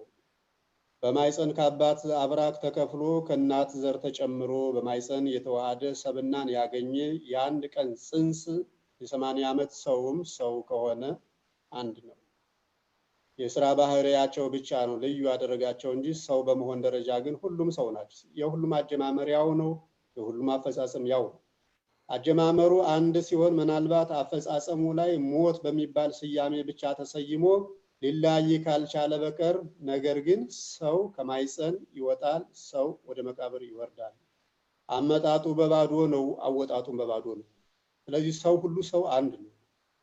በ40 ዓመቱም የሞተ ያው ነው። በ80 ዓመት ይሞት የነበረው ሞት ነው ከወዲሁ ቀረብ ብሎለት የሞተው። እናቱ ማይፀን የሞተውም ያው ሞት ነው። ከተወለደ በኋላ የሞተውም ያው ሞት ነው። ሞቱ ወደ ታች መጣ ቀረበ እንጂ ሁለት ጊዜ የሚሞት ሶስት ጊዜ የሚሞት ሰው የለም። አመጣጡም ሁሉም በማይጸን ነው የመጣው። ሁሉም በመቃብር ነው የሚወጣው። ከመቃብር ወደ መቃብር ነው። በእግዚአብሔር ፈቃድ በማይጸን አልፎ ወደዚህ ዓለም የመጣ ሰው በእግዚአብሔር ፈቃድ በመቃብር አልፎ ወደ ሰማይ ይሄዳል። እና ይህ ስለሆነ ከነዚህ ከታናናሾቹ ሲል በእድሜ ሊሆን ይችላል። በእድሜ አነሰ ማለት በሰውነት አነሰ ማለት አይደለም። ስጋዊው አቅሙ ነው አናሳ የሆነው እንጂ መንፈሳዊ አቅሙ ነፍሱ ግን እየተጨመረ የሚሄድ አይደለም። ከማይጸን ጀምሮ ሲወጣ የተሰጠችው ነፍስ ሁል ጊዜ የሚጨመርላት ሳትሆን እንደ ፀሐይ በርቀት አማካኝነት ትንሽ ብርሃንና ትንሽ ሙቀት የሚኖራት በቅርበቷ አንፃር ደግሞ ብዙ ብርሃንና ብዙ አይ የሚኖራት ነፍስ ነው ያለችው። ጠዋት የወጣችው ፀሐይ በርቀቷ አማካኝነት ቅዝቃዜ ይሰማል። በርቀቷ አማካኝነት ብርሃኗ ያንሳል፣ ሙቀቷ ያንሳል እንጂ በፀሐይቱ አማካኝነት ግን በፀሐይዋ ላይ ግን የሚጨመር ነገር የላትም። ወደኛ እየቀረበች ስትሄድ ዋዩ ሙቀቱ ይጨምራል። ነገር ግን ሰሌዳዋም ያው ነው፣ ብርሃኗም ያው ነው። ባለችበት አካባቢ የምትሰጠው ብርሃንና ሙቀት እኛ ስትደርስ የምትሰጠው ሙቀት ያለው እንደ ጨረቃ የሚጨመር ብርሃን ስለሌላት ማለት ነው። በየጊዜው የምታሳየው ነፍስም እንዲሁ ነው። አቅምና ጉልበትን የምትሰጥበትና ስራ የምትሰራበት ሰሌዳ ልዝቡ ሰሌዳ ገና ያልበሰለና ያልደረቀ ብዙ ነገሮችን የመጻፍ አቅም የሌለው ለጋ ስለሆነ ብቻ እንጂ ብዙ ነገር የማትሰራው በነፍስ በኩል ያለው ግን ያው አንድ ነው። ስለዚህ ሰው ትንሽ ተብሎ አይናቅም። ትልቅ ተብሎም ትልቅ ከሰዎች በላይ አይቆጠርም። በትልቅነቱ ይከበራል፣ በትልቅነቱ ይታፈራል። ታላቅ ስለሆነ ብዙ ነገሮችን ስለሰራ የብዙ ነገሮች መገኛ ስለሆነ ትልቅ ሰው ይከበራል። የብዙ ነገሮች መገኛ በቤተ ክርስቲያናችን ስርዓት ጸሎት ለማድረግ በአንድ የስልጣን ደረጃ ያሉ ብዙ ካህናት ቢኖሩ በአንድ ስልጣን ደረጃ በስልጣኑ ሊቃነ ጳጳሳት ካሉ ሊቃነ ጳጳሳት በስልጣኑ የበላይ ስለሆኑ ላይኛው ሶስተኛው እርከን ላይ ስላሉ እነሱ ያመራሩን የጸሎቱን መሪነት ይዛሉ። ከዚያ ውጭ ግን በክህነት ደረጃ ያሉ ሁሉም ካህናት ቢሆኑ ጸሎት በማድረግ ጊዜ የሚመረጡት በብዛት ብዙ ነገሮችን እየተማሩና ወይም ብዙ ወረቀት ማስረጃ ያላቸው ሰዎች አይደለም ጸሎት የሚያደርጉት። ብዙ የሥራ ማስረጃ ያላቸው ሰዎች ናቸው። የ30 ዓመት የሥራ ልምድ፣ የ40 ዓመት የሥራ ልምድ ያላቸው 40 ዓመት ጠዋት ቤተክርስቲያን ከፍተው ኪዳን ያደረሱ፣ 40 ዓመት በሰዓት ቅዳሴ የቀደሱ፣ 40 ዓመት ለሰዎች ሱባኤ የገቡ፣ 40 ዓመት ለሰዎች ንስሐ የሰጡ፣ 40 ዓመት የተወለዱትን ልጆች ክርስትና ያነሱ ሰዎች ቅድሚያ ይሰጣቸውና ጸሎት እንዲያደርጉ ይጋበዛሉ። አባ ይብሉሶ መምህር ገሌ ያድርጉ። ግብዣውም ከዚህ የተነሳን ብዙ ውለታና ዋጋ የተጻፈ የሥራ ስምና አገልግሎት በቤተክርስቲያን ውስጥ ስላላቸው እነዚህ ሰዎች ይጋበዛሉ ማለት ነው። ታናናሾቹም አይናቁም። ታላላቆቹም በታላቅነታቸው ሲከበሩ ያለውን ነገር መሰረት በማድረግ ነው እንጂ ትልቅ ሰውነት ኑሯቸው አይደለም። 1 ሜትር ከ80 ሳንቲም ቁመት ያለውም 2 ሜትር ቁመት ያለውም እኩል ናቸው። ነገር ግን ረጅሙ ባጭሩ ይስቃል። ቀዩና ጥቁሩም የቀለም የአፈር አይነት ልዩነት ነው እንጂ ያላቸው የሰውነት ልዩነት የላቸው። ነገር ግን ጥቁሩ በጥቁርነቱ ያፍራል፣ ቀዩ በቀይነቱ ይኮራል። ውስጡም አንድ ነው፣ ሰብናውም አንድ ነው። የልብስ ልዩነት ብቻ ነው። አንዱ ጥቁር ይለብሳል፣ አንዱ ነጭ ይለብሳል። እንደ ፍላጎታቸው። ጥቁር የለበሰው እርቃኑን ከድኗል፣ ነጭ የለበሰው እርቃኑን ሸፍኗል። ነጭ ቢለበስም ጥቁር ቢለበስም ከእርቃን ሽፋን ያነሰ የበለጠ የልብስ ጌጥ የለውም። ጌጣችንማ በሰማይ ቀርቶ ጌጣችንማ በገነት ውስጥ ባለው የጸበለስ እርጥብ እንጨት ላይ ተንጠልጥሎ ያን ጊዜ ቀርቶ ከዚያ በኋላ ያለው ልብስ ከዚያ እስከምንደርስ ድረስ ያ ልብስ እስኪመለስልን ድረስ ለጊዜው እርቃናችን እንዳንቆም የምንለብሰው መከለያችን እንጂ ጌጣችን አይደለም። ጌጣችንማ አውልቀን የጣልነውን ልብስ አንስተን ስንለብሰው ብቻ ነው። የወደቀውን ስናነሰው፣ የጠፋውን ስንመልሰው ጌጡ የሚመጣው ያን ጊዜ ነው። ማጌጥ በዘላለሙ ልብስ ነው እንጂ በጊዜያዊ ልብስ አይደለም። ይህ የእርቃን ክዳንና ሽፋን ብቻ ነው እና ስለዚህ እነዚህ ከታናናሾቹ አንዱን እንኳን እንዳትንቁ ተጠንቀቁ። አሁን እንዳይናቅም እንዳይንቁ መጠንቀቅ ለምን ሲባል ሁለት ነገሮችን ለወለ ባህሪ እግዚአብሔር ሁለት ነገሮችን አስቀምጧል። ለምን ሲባል በመላእክት ዘንድ ትንሹም ትልቁም ያለው ክብርና በእግዚአብሔር ዘንድ ሰው እንዲጠፋ አለመወደዱ ነው ትልቁ ነገር። እንዳትንቁ ተጠንቀቁ። ለምን መላእክት አሉት፣ ጠባቂዎች አሉት። ዕለት ዕለት የአባቴን ፊት የሚያዩ መላእክት በሱ ዘንድ አሉ። እንዳትንቁ ተጠንቀቁ። ትልቅ ሰው ነው። ለትልቁም ለረጅሙም ሰው የሚሰጠው ሁለት መልአክ ነው። ለአጭሩም ሰው የሚሰጠው አጭር እድሜ ላለው 2 ዓመት ለሆነው 1 ወር ለሆነውም የሚሰጠው ሁለት መልአክ ነው። 80 ዓመት ለቆየውም 80 ቀን ለቆየችውም የሚሰጠው ያው ነው። ስለዚህ መላእክቶቻቸው ዘወትር በሰማያት ያለውን የአባቴን ፊቱን ያያሉና ተጠንቀቁ። እርሱ ማለት እንደማንኛውም ትልቅ ሰው በመላእክት ጠባቆት የሚኖር መላእክት የሚታዘዙት መላእክት የሚያከብሩት የከበረ ፍጥረት ነው። ሰዎች ባላቸው ዘንድ ያላቸውን ነገር በሱ ዘንድ ባለማግኘታቸው የሚንቁት እንዲሁ በእግዚአብሔር ዘንድ የሚናቅ አይደለም። ከነዚህ ከታናናሾቹ አንዱ እንኳን ይጠፋ ዘንድ በሰማያት ባለው በአባቴ ፊት አይፈቀድም። ከነዚህ ከታናናሾቹ በሰው ዘንድ ታናሾቹ ለሰው ተለውጠው ይሰጣሉ። አንዱን ባሪያ ብሎ ይገዛዋል። አንዱ ከአንዱ ጠፍር አሰርቶ ሲያበቃ ፋቂ ብሎ ይሰድበዋል። አንዱ ከአንዱ ልብስ አሰርቶ እየለበሰ ሸማኔ ከነሱ ዘንድ አንጋባም ብሎ ይንቀዋል። ሰውን ከሰውነቱ ባህሪ አውጥቶ በውሻ ስም በጅብ ስም ይጠራዋል። ከውሻ ጋር ዘመድ ነው ከጅብ ጋር ዘመድ ነው ብሎ ይጠራዋል። የእግዚአብሔርን ሀልወት እጅግ መካድ በመካድ ውስጥ ሰው ይዘፈቃል። ሰው የተወለደው ቀጭንም ይሆን ወፍራም፣ ረጅምም ይሆን አጭር፣ ጥቁርም ይሆን ቀይ፣ አፍሪካዊም ይሆን አውሮፓዊ፣ እስያዊም ይሆን አሜሪካዊ፣ ሰው የተወለደው ከአንድ ሰው የተቀዳው ከአንድ ወንዝ መሆኑ ሁሉም ሰው ያውቀዋል። ግን ያደርገዋል የለም። ብዙ ጎጠኛ ነው፣ ብዙም ነውጠኛ ነው። ብዙ የራሱ ፍላጎት ካልተደረገለት ሰዎች አደረጉት በማለት ሰዎችን በብዙ መልኩ የሚቀባ ሰው የራሱን ድርጊት ብቻ የራሱን ስራ ብቻ እንጂ የሰዎችን ስራ አይመለከትም። ስለዚህ ትንሹ የሚባለው ሰው ሁሉ በእግዚአብሔር ዘንድ በህይወት እንዲኖር የተፈቀደለትና በመላእክት ጥበቃ ተከቦ እንዲኖር የታደለ ትልቅ ሰው። ታናሹ ማን ነው? በሀብት ትንሹ በእኛ ዘንድ፣ በእግዚአብሔር ዘንድ ግን ከሀብታሙ ጋር እኩል። ታናሹ አልዓዛር ከታላቁ ነዌ ጋር እኩል ነው፣ ከእኩልም በላይ ብልጫ አለው። ነዌ በዓለም ላይ ሀብት አለው፣ የሚታወቅ የሚቆጠር ሀብት አለው። አልዓዛር በዓለም ላይ የማይታወቅ የማይቆጠር ብዙ ንብረት አለው። በሰው ዘንድ የሌለው በእግዚአብሔር ዘንድ ግን ከቁጥር ውጭ እንደ ሰማይ ከዋክብት እንደ ምድር አሸዋ የሆነ የበዛ ንብረት ያለው። የአልዓዛር ንብረት በዓለም የሚያኖር ነው። የነዌ ንብረት በዓለም የሚያኖር ነው። የአልዓዛር ንብረት ግን ንብረት በዓለም ላይ ተጥቶ ሲካሄድ የሚያኖር በሰማይ የሚበላ በሰማይ የሚያኖር ንብረት። የነዌ ንብረት ለጊዜው የሚያኖር ለጊዜው የሚኖር ከጊዜ በኋላ የማያኖር ከጊዜ በኋላ የማይኖር ንብረት። የአልዓዛር ንብረት ግን ለጊዜው የሚኖር ለዘላለሙ የሚኖር ለጊዜው የሚያኖር ለዘላለሙ የሚያኖር ሀብት በመብላት ብቻ ሳይሆን የሚያኖር ባለመኖርም ጭምር በመቀበል የሚመጣውን ነገር በመቀበል የሚያኖር ነው ሀብት የሚባል። ተበልቶ የሚያኖረውማ ማሳገሻ እንጂ ሀብት አይደለም። በዓለም ላይ ሰው መድኃኒት የታጣበትን ነገር አያውቀው። በዓለም ላይ መድኃኒቱ ከእግዚአብሔር የሚገኝ ነገር ብቻ ነው። በሰዎች ዘንድ የሚገኝ መድኃኒት ሁሉ ጊዜ ይገድበዋል። ከጥቅሙም ጉዳቱም ያመዘነ ነው። ተጓዳኝ በሽታም የሚያመጣ ነው።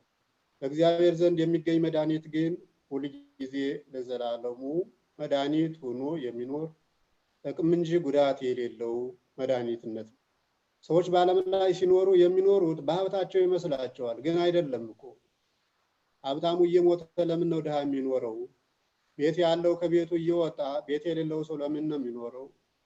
በሃይማኖታችን ነው እንጂ የምንኖረው በምናገኘው ነገር አይደለም የሚኖረው። የምንኖረው በሚያኖረንና በሚኖር እግዚአብሔር ነው እንጂ በማይኖርና በማያኖር አፈር በተገኘ የአፈር ስብስብና የድንጋይ ክምር አይደለም። ስለዚህ አልዓዛር እየኖረ የነበረው በረሃብ ላይ እየኖረ ያለው አልዓዛር በሚያኖረው በእግዚአብሔር ወደፊት በሚሰጠው በተስፋ ተሞልቶ ነው የሚኖረው። ብዙዎችን ክርስቲያኖችን ዓለሙ ህብረተሰብ መካከል የሚያኖራቸው የሚያገኙት ንብረት አይደለም፣ የሚያገኙት ሃይማኖታቸው ነው። ሁሉን ትተው እርሱን ተከትለው የሚኖሩት የሚያኖራቸው ሃይማኖታቸው በምድር ብቻ ሳይሆን በሰማይ ብቻ ሳይሆን በምድር ጭምር ነው። ምክንያቱም በሰዎች ዘንድ እየተገፉና እየተናቁ በሀብታቸው በጤናቸው ዝቅተኛ እየተባሉ በሰዎች ዘንድ ሀብት የላቸውም ሲባሉ፣ ነገር ግን ሀብታቸው በሰዎች ዘንድ አልፎ በሰማይ የሚያኖር ሆነው የሚኖሩት በሃይማኖታቸው በተስፋቸው ጸንተው ስለሚኖሩ ነው። ስለዚህ እነዚህ ከታናናሾቹ አንዱን እንዳትንቁ የተባለ በሀብትም ይሁን በማንኛውም መልኩ ሰው ትንሽ ብሎ በሚጠራው ሰውና ትልቅ ብሎ በሚያከብረው ሰው መካከል ልዩነት እንደሌለ ሰው መገንዘብ። ስለዚህ ይህን መገንዘብ አንደበትን መጠበቅ ነው ትልቁ ማለት። አሁንም ከለሚያል ተጠንቀቁ የተባለ ምን ሲባል ትልቁ ታናናሾቹ ላይ ቁስለት የሚፈጥረው አንደበት ነው። ወደ ውጭ ወጥቶ በሰዎች አይምሮ ውስጥ ከአንድ ሰው አንደበት የወጣው ንግግር እንደወጣ አይቀርም። ሲናገረውም ወጥቶ እንዲቀር ሳይሆን በሰው አይምሮ ውስጥ ቁስለት እንዲፈጥር አድርጎ ነው የሚናገረው። ዝም ብሎ የከንቱ የመኪና ጩኸት የቆርቆሮ ጩኸት አይደለም የሚጮኸው። በሰዎች ውስጥ በጉዳት ላይ በውስጣቸው እንዲኖር አድርጎ ስለሚጥለው ከዚያ የተነሳ ነው ሰውን የሚጎደው ከአንደበቱ የሚወጣ ነው ተብሎ ጌታችን ተናግሮ አንደበታችን እንድንጠብቅ የሚናገር። ከዚህም ላይ ታናናሾቹን ስንሰድባቸው ስንንቃቸው ሁለት ነገሮችን እንቃለን። አንደኛ እንዳይሞት ተፈቅዶ ነፃ መብት በህይወት የመኖር እድል ፈንታ ያለውን ሰው ስንንቅ ይህን ጸጋ የሰጠውን እግዚአብሔር መናቃችን ነው። ከዚህ ውጭ እንደገና ይህ ሰው ትልቅ ሆኖ ትልቅ ታላላቅ መላእክት ከሚሞተው ከሚጠፋው ያልተፈጠሩ በዘላለም ህይወት ያው እግዚአብሔር የተፈጠሩ መላእክትን በጠባቂነት ያሉትን እነሱን መናቅ ነው። ስለዚህ ይህን መጠንቀቅ ነው ትልቁ ሊደረግላቸው የሚገባውን ከተባለው መካከል ያሉ።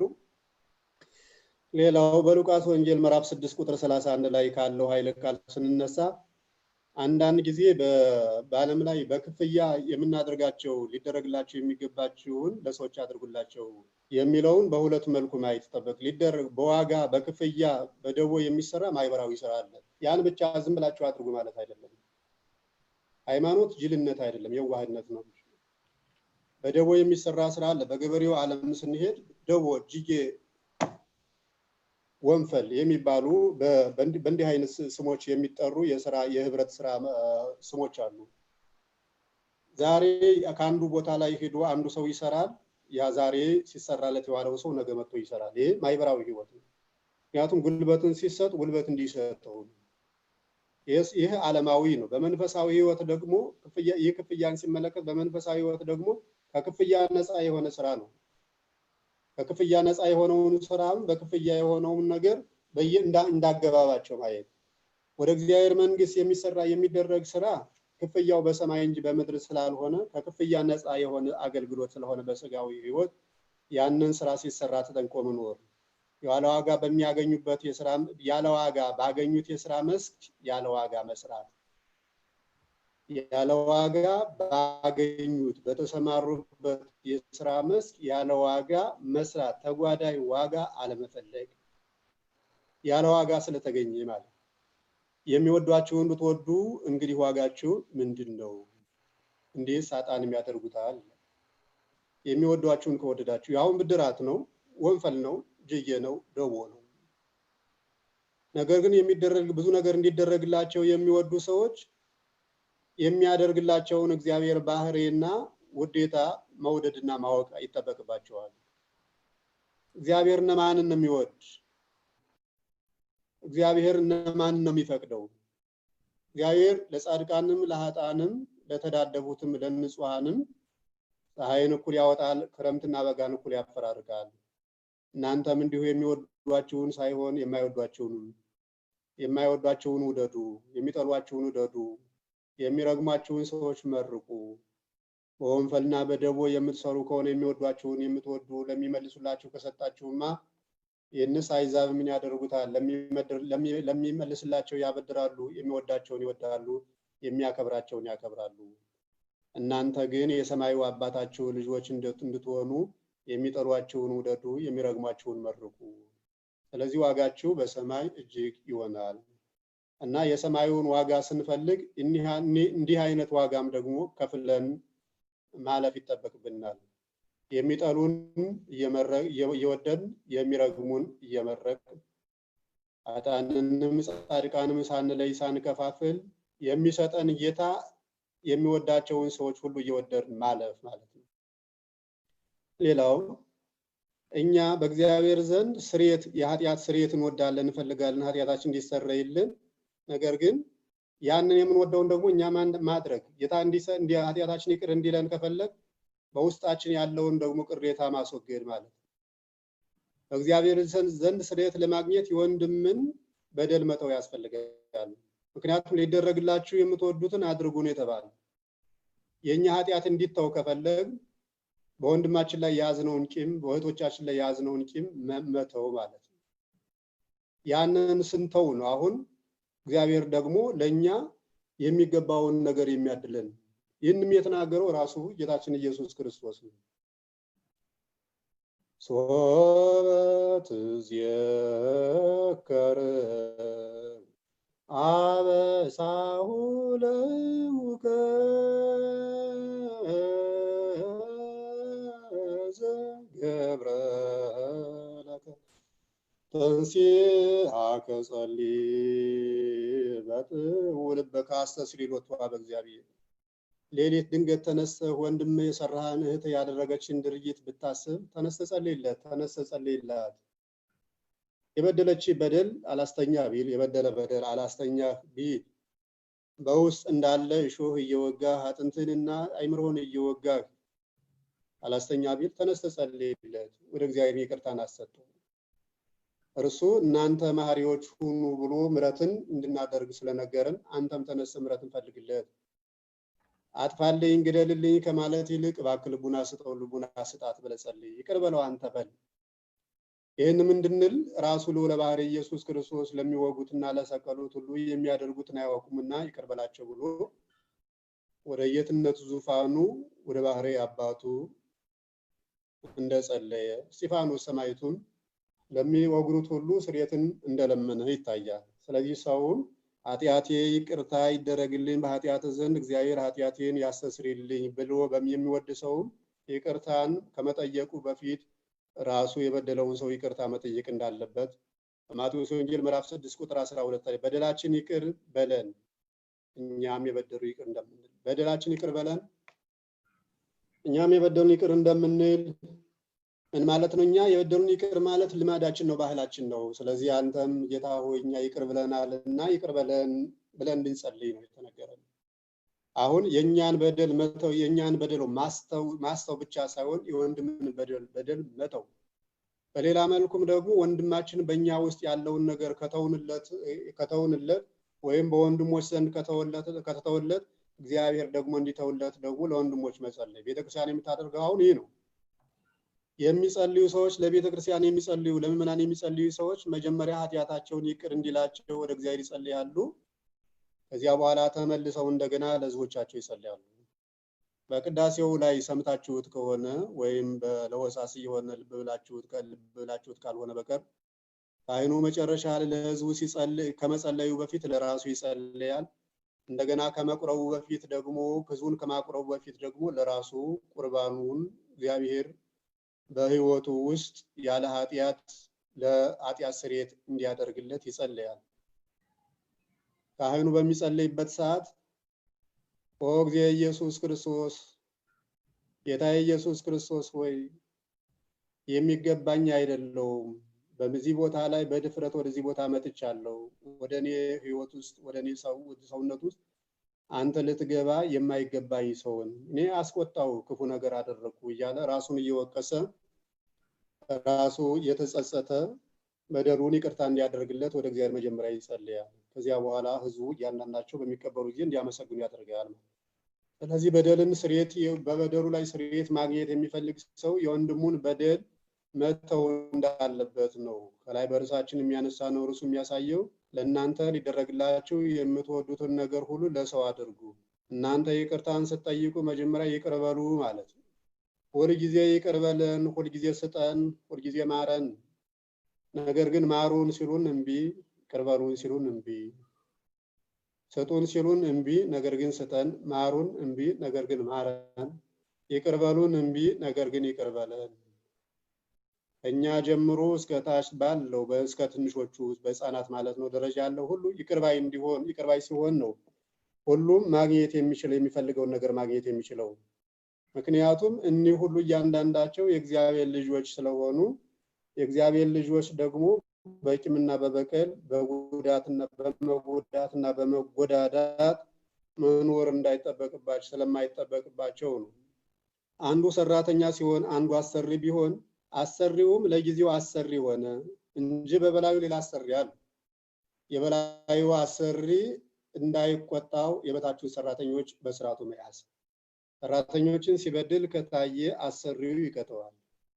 ሁሉን እያንዳንዱ በስራ ቦታ ላይ የመደበው እግዚአብሔር ነው። ካህን ያደረገ እርሱ፣ ከዚህም በላይ ያሉትን በሉበት ቦታ ላይ የመደበ እርሱ፣ የልጆች ኃላፊ አባት እናት ያደረገ እርሱ፣ አስተማሪ ያደረገ እርሱ፣ ተማሪ ያደረገ እርሱ። ኃላፊ ያልሆነ በሌላው ተጠግቶ የሚኖር አንድም ሰው የለም። ቢያንስም እንኳ ብቸኛ ቢሆን ለሰውነቱ በራሱ በውስጡ ተገጣጥመው ሰው ሊያሰኙት አካላት በራሱ ሰው ኃላፊ ነው። በዚህ ሰውነት ውስጥ ያሉ ስሜቶቹንና እያንዳንዱ የሰውነት ክፍሎች መዋቅሮችን ሁሉ ለሚገባቸው ነገሮች ማዋል ማለት ነው። ስለዚህ ሁሉም ሰው ኃላፊ አይደለም። ራሱ ሁሉም በበላዩ ኃላፊ ያለበት ለተወሰኑ ሰዎች መልእክት አስተላላፊ ነው እንጂ ሰው ኃላፊ አይደለም። የሰዎች ሁሉ ኃላፊ እግዚአብሔር ነው። ሁሉን የሚቆጣጠር እግዚአብሔር ነው። ሰው የሚመስለው በዓለም ላይ ለጊዜያዊ ህይወቱ መቆያ ሊያደርገውና ለዘላለሙ ህይወቱ መሰረት ሊያደርገው ከተቀጠረበት የስራ መስክ ላይ በሚያገኘው ደሞዝና ባለው ቆጣሪ የተነሳ በዚያ ስራ ላይ መልካምም ሰራ መጥፎም ሰራ እግዚአብሔር እንደማይመለከተው፣ ነገር ግን ጥቅሙን ጉዳቱም ላሰሪውና ለእሱ ለሰሪው እንደሆነ አድርጎ ይመለከታል። ይህ ከትምህርትና ከቅድስና ህይወት ጉድለት የሚመጣ የጉድለትን ጥቁርነት ነው። እግዚአብሔር የዓለሙ ጌታ የዘላለም አምላክ እያለ እየጠራ በሌላ መልኩ እንደገና የተወሰኑ ቦታዎች ላይ ለእግዚአብሔር ከፍሎ ስራ ሰጥቶ ሌላውን ነገር ግን ዓለም ወይም አጋንንት እንደሚቆጣጠሩት ማድረግ አይገባም። የተቀጠርንባቸው ድርጅቶች፣ የቀጠርንባቸው የስራ መስኮች ሁሉ የበላይ ኃላፊያቸውና ዋናው ባለቤታቸው እግዚአብሔር ነው። የትዳሩ ባለቤት እርሱ ነው። የልጆች አባት እርሱ ነው። የሰራተኞች ኃላፊ እርሱ ነው። ሁሉም በሁሉ ሆኖ ኃላፊዎችን የሚቆጣጠር የኃላፊዎች ኃላፊ እርሱ ራሱ የእረኞች አለቃ ኢየሱስ ክርስቶስ ነው። ስለዚህ ሐዋርያው ቅዱስ ጳውሎስ በቆላስይስ ምዕራፍ 4 ቁጥር 1 ላይ እንዲህ ይላል፣ ጌቶች ሆይ፣ ገዢዎች ሆይ፣ ኃላፊዎች ሆይ፣ አባውራዎች ሆይ፣ የልጆች አባቶች ሆይ፣ አስተማሪዎች ሆይ፣ የንስሐ አባቶች ሆይ እናንተ በሰማይ ጌታ እንዳላችሁ ታውቃላችሁና እናንተ በሰማይ ጌታ የማይቀድሱት ቅዱስ ነገር ግን የሚቀድስ ቅዱስ፣ የማያነጹት ንጹህ ነገር ግን የሚያነጻ ንጹህ፣ የማይቀጥሩት ቀጣሪ የማያበድሩት አበዳሪ፣ የማይጎልበት ሀብታም የማይሻር ንጉስ እርሱ እንዳለ ታውቃላችሁ። ለባሪያዎቻችሁ በጽድቅና በቅንነት አድርጉላቸው። ከእናንተ በላይ ሌላ አገልጋዮቻችሁንም እናንተንም የሚቆጣጠር ሌላ አባት ሌላ ቀጣሪ አለና ለልጆቻችሁም ለተማሪዎቻችሁም ለሰውነታችሁም የሚገባቸውን ጽድቅና ቅንነትን አድርጉላቸው። ስለዚህ ሰው እያንዳንዱ ሊያደርገው የሚገባውን ሁሉ ማለት በስራ መስኩ በሰውነት መዋቅር ጉዳይ ባለበት ኃላፊነት በተሰጠው ጸጋ ላይ በሁሉም ነገሮች በቅንነት እኔን ይመለከተኛል ብቻ ሳይሆን ጌታን ይመለከተዋል፣ እግዚአብሔር ይመለከተዋል። አያገባኝም ሳይሆን ሰዎች የገቡበት ሁሉ ሰውን ያገባዋል። አይመለከተኝም ሳይሆን ሰዎች የሚመለከት ሁሉ ይመለከተዋል። ስለዚህ ሰው እያንዳንዱ በተሰጠው ስጦታ ላይ በሚሰራበት ስራ በዚያ ቦታ ላይ እግዚአብሔር አለ ብሎ ማመን፣ እግዚአብሔር አለ በዚህ ቦታ ላይ እኔ የምወደው ይሄንና ይሄንን ለነገር ላድርግላቸው ነገር ሊወዱት ይችላሉ ብሎ ሰው ያን ማድረግ አስፈላጊ ነው ማለት ነው። የበላይ ኃላፊ የበላይ ዳኛ ደሞዝ ከፋይ የማይከፈለው ከፋይ የማያተርፉለት አትራፊ ያተረፉትን ተመልሶ ያተረፉት ሰዎች የሚሰጥ እንጂ ያተረፉትን የማይቀበል አምስት ሰጠው 5 አድርጎ መለሰ 10 አድርጎ ነገር ግን ለአተርፍ ያስቀመጠውን የቀበረውን ሌላውን ጨምሮ ሰጠው እንጂ ተቀብሎ ወሰደበት አይልም። እግዚአብሔር አይቀበልም፣ አፈርን አይቀበልም። የሚታሰር አንደበትን አይፈልገውም። በእኛ አንደበት እርሱ አይናገርም። እሱ ቅዱስ አንደበት አለው። ከኛ የሚጠበቀው ግን ለወገኖቻችን የምናደርገውን ነገር ለኛ ስለወደደን ነው እግዚአብሔር የሚቀበለው።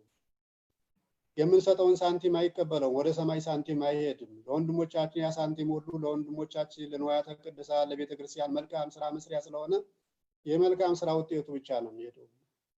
ስለዚህ የምናደርገውን ሁሉ ለእግዚአብሔር እንደምናደርገው ሳይሆን ለኛ እንደምናደርገው እግዚአብሔር ከዚያ የሚወስደው ደስታን ብቻ ነው። ፈቃዱን በመፈጸም ብቻ በምናደርገው ድርጊት ላይ ደስታን ይወስዳል እግዚአብሔር። እና ሰዓት እንዳልሸማ ሰዎች ሊያደርጉላችሁ የምትወዱትን ሁሉ እናንተም እንዲሁ አድርጉላቸው በማለት ክፉ ነገር ስንፈልስ ክፉ ነገር የማንወድ ከሆነ በማንም ይሁን አይደለም እኛ ሌላው ክፉ ሲያደርስበት ያን ነገር ቢቻል እንዳይደረግ ማድረግ ካልተሻለ ግን የድርጊቱ ተባባሪ አለመሆን እኛ ባናስወርድም እኛ ጽንስ ባናስገድልም እንኳን ጽንስ የሚያስወርዱትን ሰዎች ተባባሪ አለመሆን እኛ ግብረ ሰዶም ፈጻሚዎች ባንሆንም እንኳን ግብረ ሰዶም ለሚፈጽሙ ሰዎች ተባባሪ አለመሆን መብታቸው ነው አለማለት አለመደገፍ ምንም እንኳን በውጭው ዓለም እንዲህ አይነት ድርጊቶች በሕገ መንግስቱ ውስጥ የተካተቱና እነዚህ ነገሮች መንካት ሕገ መንግስቱን መንካት ከሀገር መውጣትና ለዘላለም እስራትን ሊያስከትል ስለሚችል በእንዲህ አይነት ንግግር ውስጥ ዘልቆ ገብቶ ህይወትን ማሰናከል የሚወድና የሚፈቅድና አድርግ ውደድ የሚባል ሰው ባይኖርም ድርጊቱን ግን በልቡና አንቅሮ መጥፋት ለልጆች በሚሰጥበት የትምህርት አሰጣጥ መልኩ ተቀበለውት እንዲያደርጉት እንዲተገብሩት ማድረግ አስፈላጊ ነው ማለት ነው። ሰዎች ሊያከብሩን እንወዳለን። ነገር ግን መከበር ከማክበር እንጂ ዝም ብሎ መከበር የለም። ማንም ይሁን ማን በፍጹም አንገታቸውን የደፉ ራሳቸውን ዝቅ ያደረጉ ሰዎች ሁሉ አክባሪዎች አይደሉም፣ ፈሪዎች ናቸው። ሰው ለኑሮው ሰው ለህይወቱ ብሎ ለጊዜያዊ ምግቡ ብሎ ለስራ ብሎ አንገቱን ዝቅ ሊያደርግ ይችላል። አንገቱን ዝቅ ያደረገ ሰው ሁሉ አከበር ማለት ግን አይደለም። ሰዎች የሚከበሩት ከማክበር የተነሳ ነው። ህፃንን አቢ ሰላምነ ሜታ ሰላምነሽ ማይ ደናነሽ ይህን ብይ ከዚህ ተቀመጭ ይህን አታድርጊ እንተይሽ ቢሏት አባዬ እማዬ ትላለች። ምክንያቱም እኩል ነን፣ ብልጫ የለም። በዓለም ላይ የመቆየት ብዙ የመስራት ዓለማዊ ስራ የመስራትና ብዙ ዘመናትን ማስቆጠር ካልሆነ በቀር በሰውነት ቅድም እንዳልኩት ብልጫ የለም። የእነሱ እድል የኛ እድል ነው። እነሱ የመጡበት እኛ በመጣንበት ነው። እነሱ የሚወጡትም እኛ በወጣንበት ነው። የእነሱ አባትና የኛ አባትም አንድ ነው። እግዚአብሔር አያት አይሆንም። የሰውም ደግሞ የእግዚአብሔር የልጅ ልጅ አይሆንም። በስጋዊ ዝምድና እንዲሁ ይሆናል። ወደ ላይ አያት ቅድመ አያት አለው፣ ወደታች ልጅ አለው። እግዚአብሔር ዘንድ ግን አንድ እርሱ ለመጡት መተው ለሄዱትም አባት ላለነው ለምን ሄደውም አባት ለሚመጡትም አባት የልጅ ልጆቻችንም እሱ አባት ነው፣ የኛም አባት ነው፣ የአባቶቻችን የአያቶቻችንም አባት። ስለዚህ ስለሆነ ከማክበር እንጂ አክብሩኝ ከማለት አይደለም ሰው የሚከበረውና ክብርን የሚወድ ሰው የሰዎችን ክብር መከበራቸውንም መውደድ ማክበርንም መውደድ መናቅን መሰደብን መጥላት የምንጠላውን ለኛ በእኛ ላይ የሆነውን ነገር ስንጠላ ደግሞ እኛም ደግሞ ሰዎችን መናቅን መጥላት መናቅን ይህን ክፉን ስራውን በሰዎች ላይ እንዳይደረግባቸው መናቅ አስፈላጊ ነውና ስለዚህ እኛ ሊያደርጉልን ሰዎችም እግዚአብሔርም ሊያደርግልን የሚገባውን ነገር እግዚአብሔር ለሰዎች ያደርግላቸው ደስተኛ መሆን እኛም ደግሞ እንደምንፈልግ እግዚአብሔር ሊያደርግልን ስንወድ ሰዎች ሊያደርጉትን ነገር በሰዎች ላይ ለማድረግ መውደድ ሰዎች ለሰዎች ሊያደርጉላቸው የሚገባቸውን ሲያደርጉላቸው ለተቀባዩም ደስተኛ ሆኖ መታየት ለሰጪውም ደስተኛ ሆኖ መታየት ክፉ ነገር በእግዚአብሔር ዘንድ ሲደርስብን እንደማንወድ ሁሉ በሰዎች ላይ ክፉ ነገር ሲደርስባቸው አግኝቶታል፣ አሽሮታል፣ ጥሩ አድርጎታል፣ በኃጢአቱ ነው አለ ማለት የመጣበትን የተፈረደበትን ፍርድ በአደባባዩ ሆነን ውሳኔውን ስላልሰማን በዚያ ምክንያት እንታ ሰው በመሆናቸው ይሞቱ ሰው በመሆናቸው ይቀጡ ስላላወቅ እርሱም ደግሞ የቀጣ መስሎ ደግሞ በሰማይ ምሕረትን ስለሚልክም ስላላወቅ ነው የተቀጡ የተመቱ የተሰበሩ የቆሰሉ ሰዎች ሁሉ በሰማይ አይቆስሉም እንዲመለሱ እግዚአብሔር ወዶ ሊሆን ስለሚችል ቅጣቱን በምድር አድርጎላቸው ስለሚሆን እነዚህ ኃጢአተኛ ያልናቸው ሰዎችም እኛ ሳናውቅ ንስሐ ገብተው እግዚአብሔርን አስደስተው ስለሚሆን እኛ በትናንት ስማቸው ሌባ ቀማኛ ክፉ ነውጠኛ ብለን እንሰድባቸው እንችላለን እርሱ ግን በዛሬ ስማቸው ጻድቅ ትሁት ገር ለጋሽ ብሎ ሊጠራቸው ስለሚችል የሚደረግልንን እንውደድ የሚደረግብንን እንደምንጠላ የሚደረግባቸውን በሰዎች እንጥላ እንደምናቅን አንወድም ሰዎችን አለመናቅ የሚናቁ ሰዎችንም እንዲናቁ አለማድረግ ይጠበቅብናልና የትምህርቱ ዓላማ ዋናው ራስን መጠበቅ ሰውን መጠበቅ ለራስ መጠንቀቅ ለሰው መጠንቀቅ ለራስ መልካሙን መውደድ ለወንድሞች መልካሙን መውደድ ለሰዎች መልካሙን ነገር መጥላት በእኛም ላይ መልካሙን ነገር መጥላት ማስተላለፍ ስለሆነ የትምህርቱ ዓላማ ይህንን ትምህርት ስላዳመጣችሁ በጣም አመሰግናለሁ ስለነበረን ሰዓትና ጊዜ ለባህሪያ አምላክ ኢየሱስ ክርስቶስ ይህንን ሰዓት ወዱና ፈቅዶ ቅዱስ ቃሉን እንድንነጋገር ጊዜውን ቦታውን ሁኔታውን ሁሉ አመቻችቶ ስላደለን የክብር ባለቤት እግዚአብሔር ክብር ምስጋና ይግባው ወስብሐት ለእግዚአብሔር አሜን መጋቤ ሐዲስ የኔታ በሙሉ አስፋውን እጅግ በጣም አድርገን እናመሰግናለን ምእመናን ሁላችሁም እንግዲህ እንደሰማችሁት ሁሉ መጋቤ ሐዲስ የኔታ በሙሉ አስፋው ቀደም መግቢያ ላይ እንደተናገርኩት በኢትዮጵያ ሰዋስወ ብርሃን ቅዱስ ጳውሎስ መንፈሳዊ ኮሌጅ በመምህርነት ብዙ ሊቃውንትን ብዙ መምህራንን ያፈሩ ታላቅ የቤተክርስቲያን ሊቅ ናቸው በያሬዳዊ ሙያቸውም ደግሞ ያቋቋም የድጓ መምህር ናቸው በአሁኑ ሰዓት እንግዲህ ያው ሊባኖስ ላይ ባሉት የኢትዮጵያ ኦርቶዶክስ ተዋሕዶ ቤተክርስቲያን ከነዛ መካከል እንደ ቤተክርስቲያን ዋና አስተዳዳሪ ሆነው በመምህርነታቸው በሊቅነታቸው በአባትነታቸው እቺን ቤተክርስቲያን ያገለገሉ ታላቅ ቤተክርስቲያን ሊቅ ናቸው ምናልባት ቀደም መግቢያችን ላይ የቴክኒክ ችግር ገጥሞን ነበርና ምናልባት ይቅርታ መጠየቅ እንፈልጋለን ምክንያቱም መምህራችን ከሊባኖስ እንግዲህ ከዚህ ካለንበት ቦታ ወጣ ብለን የተለያዩ መምህራን ወደናንተ ጆሮ የተሻለውን ቃል እግዚአብሔር ያለውን አቅማቸውን ትምህርታቸውን በተሻለ መልኩ እንድታገኙ ስለፈለግን ሊቃውንትን በመፈለጋችን ምክንያት እንግዲህ ከሊባኖስ ነው ያመጣናቸውና መግቢያችን ላይ ከመምህራችን ጋራ የቴክኒክ ችግር ገጥሞን ስለነበረ ምናልባት የሳቸው እንግዲህ ችግር ከሆነብን እኔ ተተክቼ በሳቸው ፈንታ ለማስተማር ነው የነበረውና ሌላ አይደለም ከዛ በኋላ ግን ያው የቴክኒኩ ችግር ተስተካክሎ መምህራችን መስመር ላይ ስለገቡልን እንግዲህ እንደ እድል ሆኖ ያገኘናቸውን ሊቅ ዛሬ እንዳናጣቸው በእድሉ እንድንጠቀምበት ነገም ደግሞ ምናልባት ብንፈልግ ያው በቅርብ ጊዜ ላናገኛቸው እንችላለን ብዙ በተለያዩ አብያተ ክርስቲያናት ያው ትምህርት ይሰጣሉና ዛሬ ገጠመንን እድል እንጠቀምበት ብለን ለዛ ነው ተመልሰን እንደገና ወጥተን የገባነው በዚህ መስመር ላይ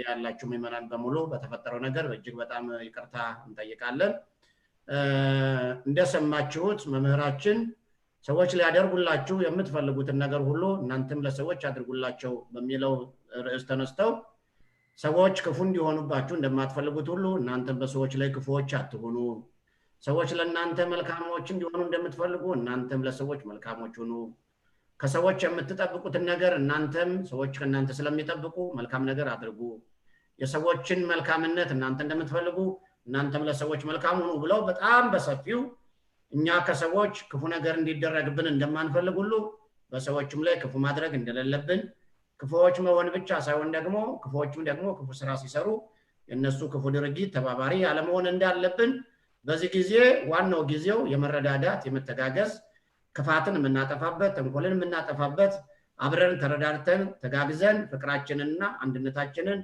ክርስቲያንነታችንን ኦርቶዶክስነታችንን ኢትዮጵያዊነታችንን አንድ ላይ ትልቅ ማማ ላይ ሰቅለን አብረን የምናድግበት አብረን የምናልፍበት ዘመን ነውና ይሄን ሁሉ የሚዳስስ ሰፋ ያለ ጠንካራ የቤተክርስቲያን ትምህርት ነው ያስተማሩን በእውነት እንግዲህ እድሉ ከገጠመን ወደፊትም ደግሞ ደግመን እናመጣቸዋለን እንይልቅ ዛሬ እጅግ በጣም ሰፋ አድርገው ተንተን አድርገው ስላስተማሩን መጋቤ ሐዲስ የኔታ መምህር በሙሉ አስፋውን በጣም አድርጌ አመሰግናለሁ እንግዲህ በሚቀጥለውም ደግሞ እንደዚሁ ሁሉ ጊዜ እንደምንናገረው ሁሉ ሰኞ ረቡዕ ዓርብ በሳምንቱ 3 ቀናት በተመሳሳይ ፕሮግራሞች አሉን አሁንም ሰኞ ላይ በሰሜን አሜሪካ ውስጥ የሚገኙ ብፁዓን ሊቃነ ጳጳሳት በርከት ያለ ቁጥር ያላቸው ሊቃነ ጳጳሳት በሚቀጥለው ፕሮግራማችን ላይ መጥተው ትምህርት ያስተላልፉልናል፣ ይመክሩናል። ይህንን ጊዜ የምንሻገርበትን ደግሞ በረከታቸውን ቡራኪያቸውን ያስተላልፉልናል፣ ይመክሩናል፣ ያጽናኑናል። ብዙ ሊቃነ ጳጳሳት በዚያ በቀጣይ ፕሮግራማችን ስለሚገኙ ሁላችሁም ምእመናን ቁጥራችሁ ጨመር ብሎ በርከት ብሎ በዚያው በተመሳሳይ ይህን ፕሮግራም እንድትከታተሉ ትምህርቱን እንድትከታተሉ ጥሪያችንን ማስተላለፍ እንፈልጋለን። ከዚህ በመቀጠል እንግዲህ ይሄው ፕሮግራማችንን እያጠቃለልን ነው። የቀረውን ደግሞ የሀገረ ስብከታችን ሊቀ ጳጳስ ብፁዕ አባታችን አቡነ ናትናኤል በቀረው ጊዜ ላይ ያለውን ትምህርታቸውን፣ ምክራቸውን፣ እንዲሁ ጸሎታቸውን፣ ቡራኪያቸውን ያስተላልፉልናል። አሁን በቀጥታ ወደ ብፁዕ አባታችን ወደ አቡነ ናትናኤል ወስዳቸዋለሁ።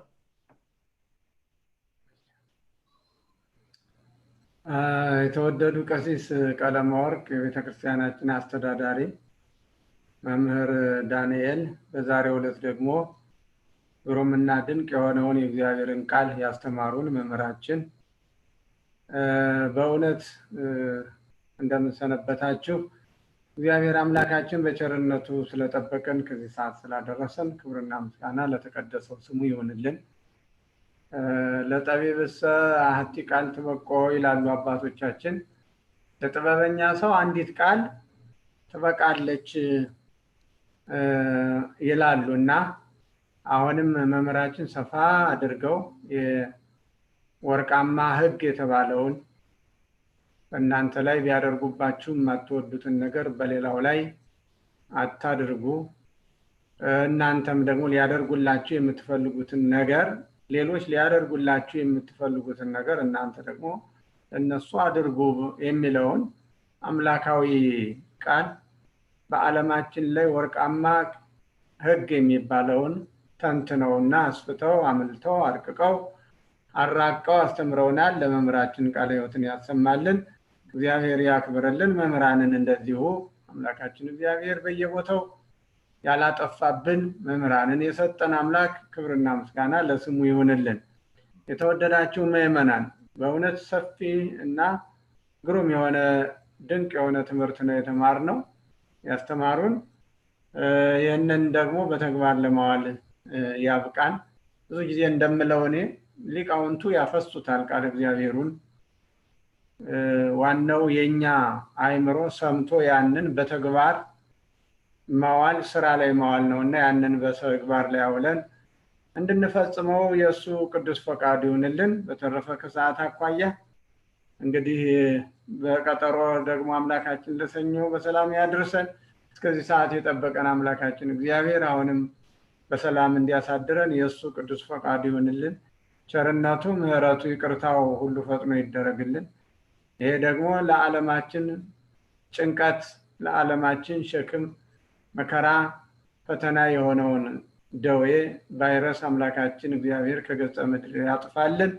ደግሞ ዛሬ በየቤታችሁ ሁናችሁ የሰማችሁትን ቃል ደግሞ በቤተ እግዚአብሔር ሰብሰብ ብለን ፈቃዱ ሆኖ መምህራችንን በሩቅ የሰማናቸውን መምህር ደግሞ ወደዚህም መጥተው ደግሞ እንዲያስተምሩን ጊዜው፣ ሰዓቱ፣ ሁኔታው የሚፈቅድ እንዲሆን እግዚአብሔር ለዚህ ሁሉ ፈቃጅ ለሁሉ ጌታ የሁሉ ፈጣሪ እርሱ ብቻ ነውና አምላካችን እግዚአብሔር ይህንን ደዌ ከገጸ ምድር አጥፍቶ በሰላም ሁላችንንም በአካል ለመገናኘት ያብቃን። እግዚአብሔር ከሁላችሁ ጋር ይሁን።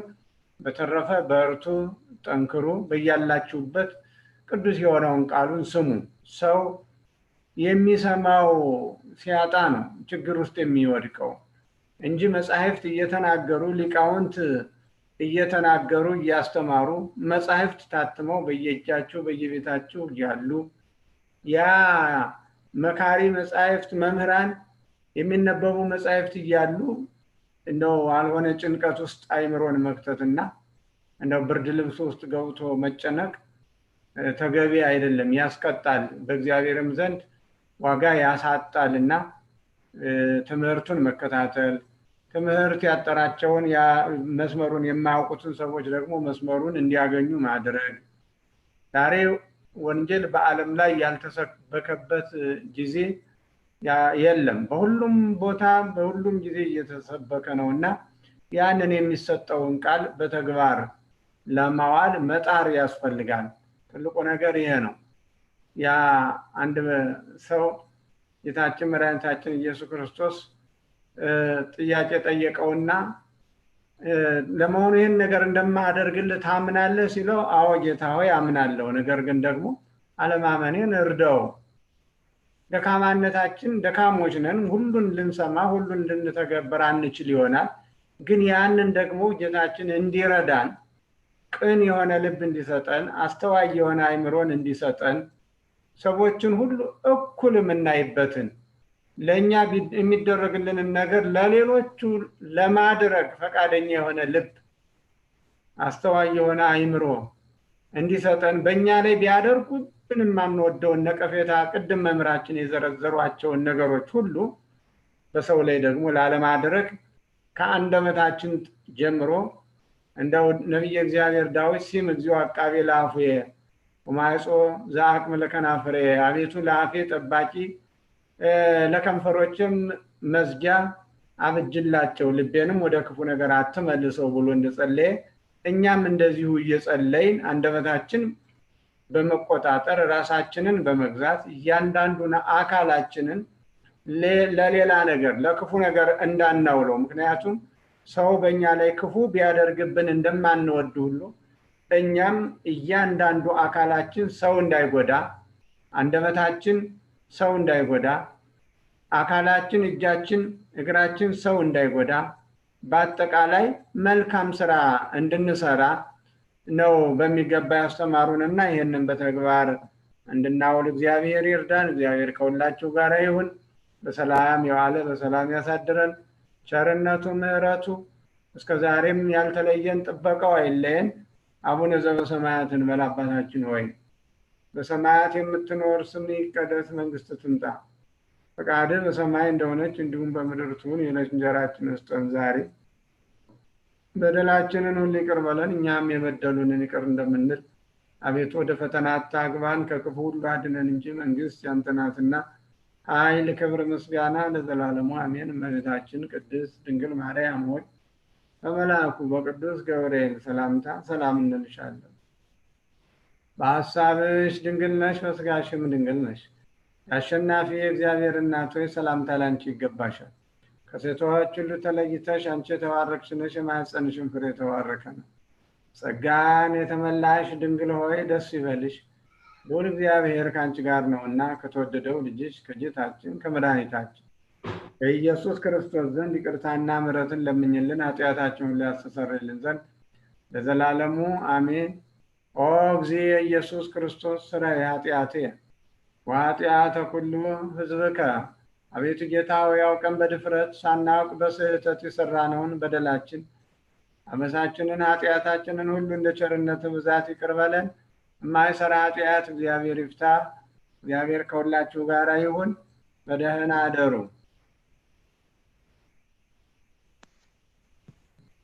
መምህራችን ቃለ ሕይወት ያሰማልን። ሌላ ጊዜ እንድንገናኝ እግዚአብሔር ፈቃዱ ይሁን። እንገናኛለን። እግዚአብሔር ይስጥልን። አሜን። እግዚአብሔር ይስጥልን። ቀሲስ እግዚአብሔር ያክብርልኝ። ደህና ሁኑ።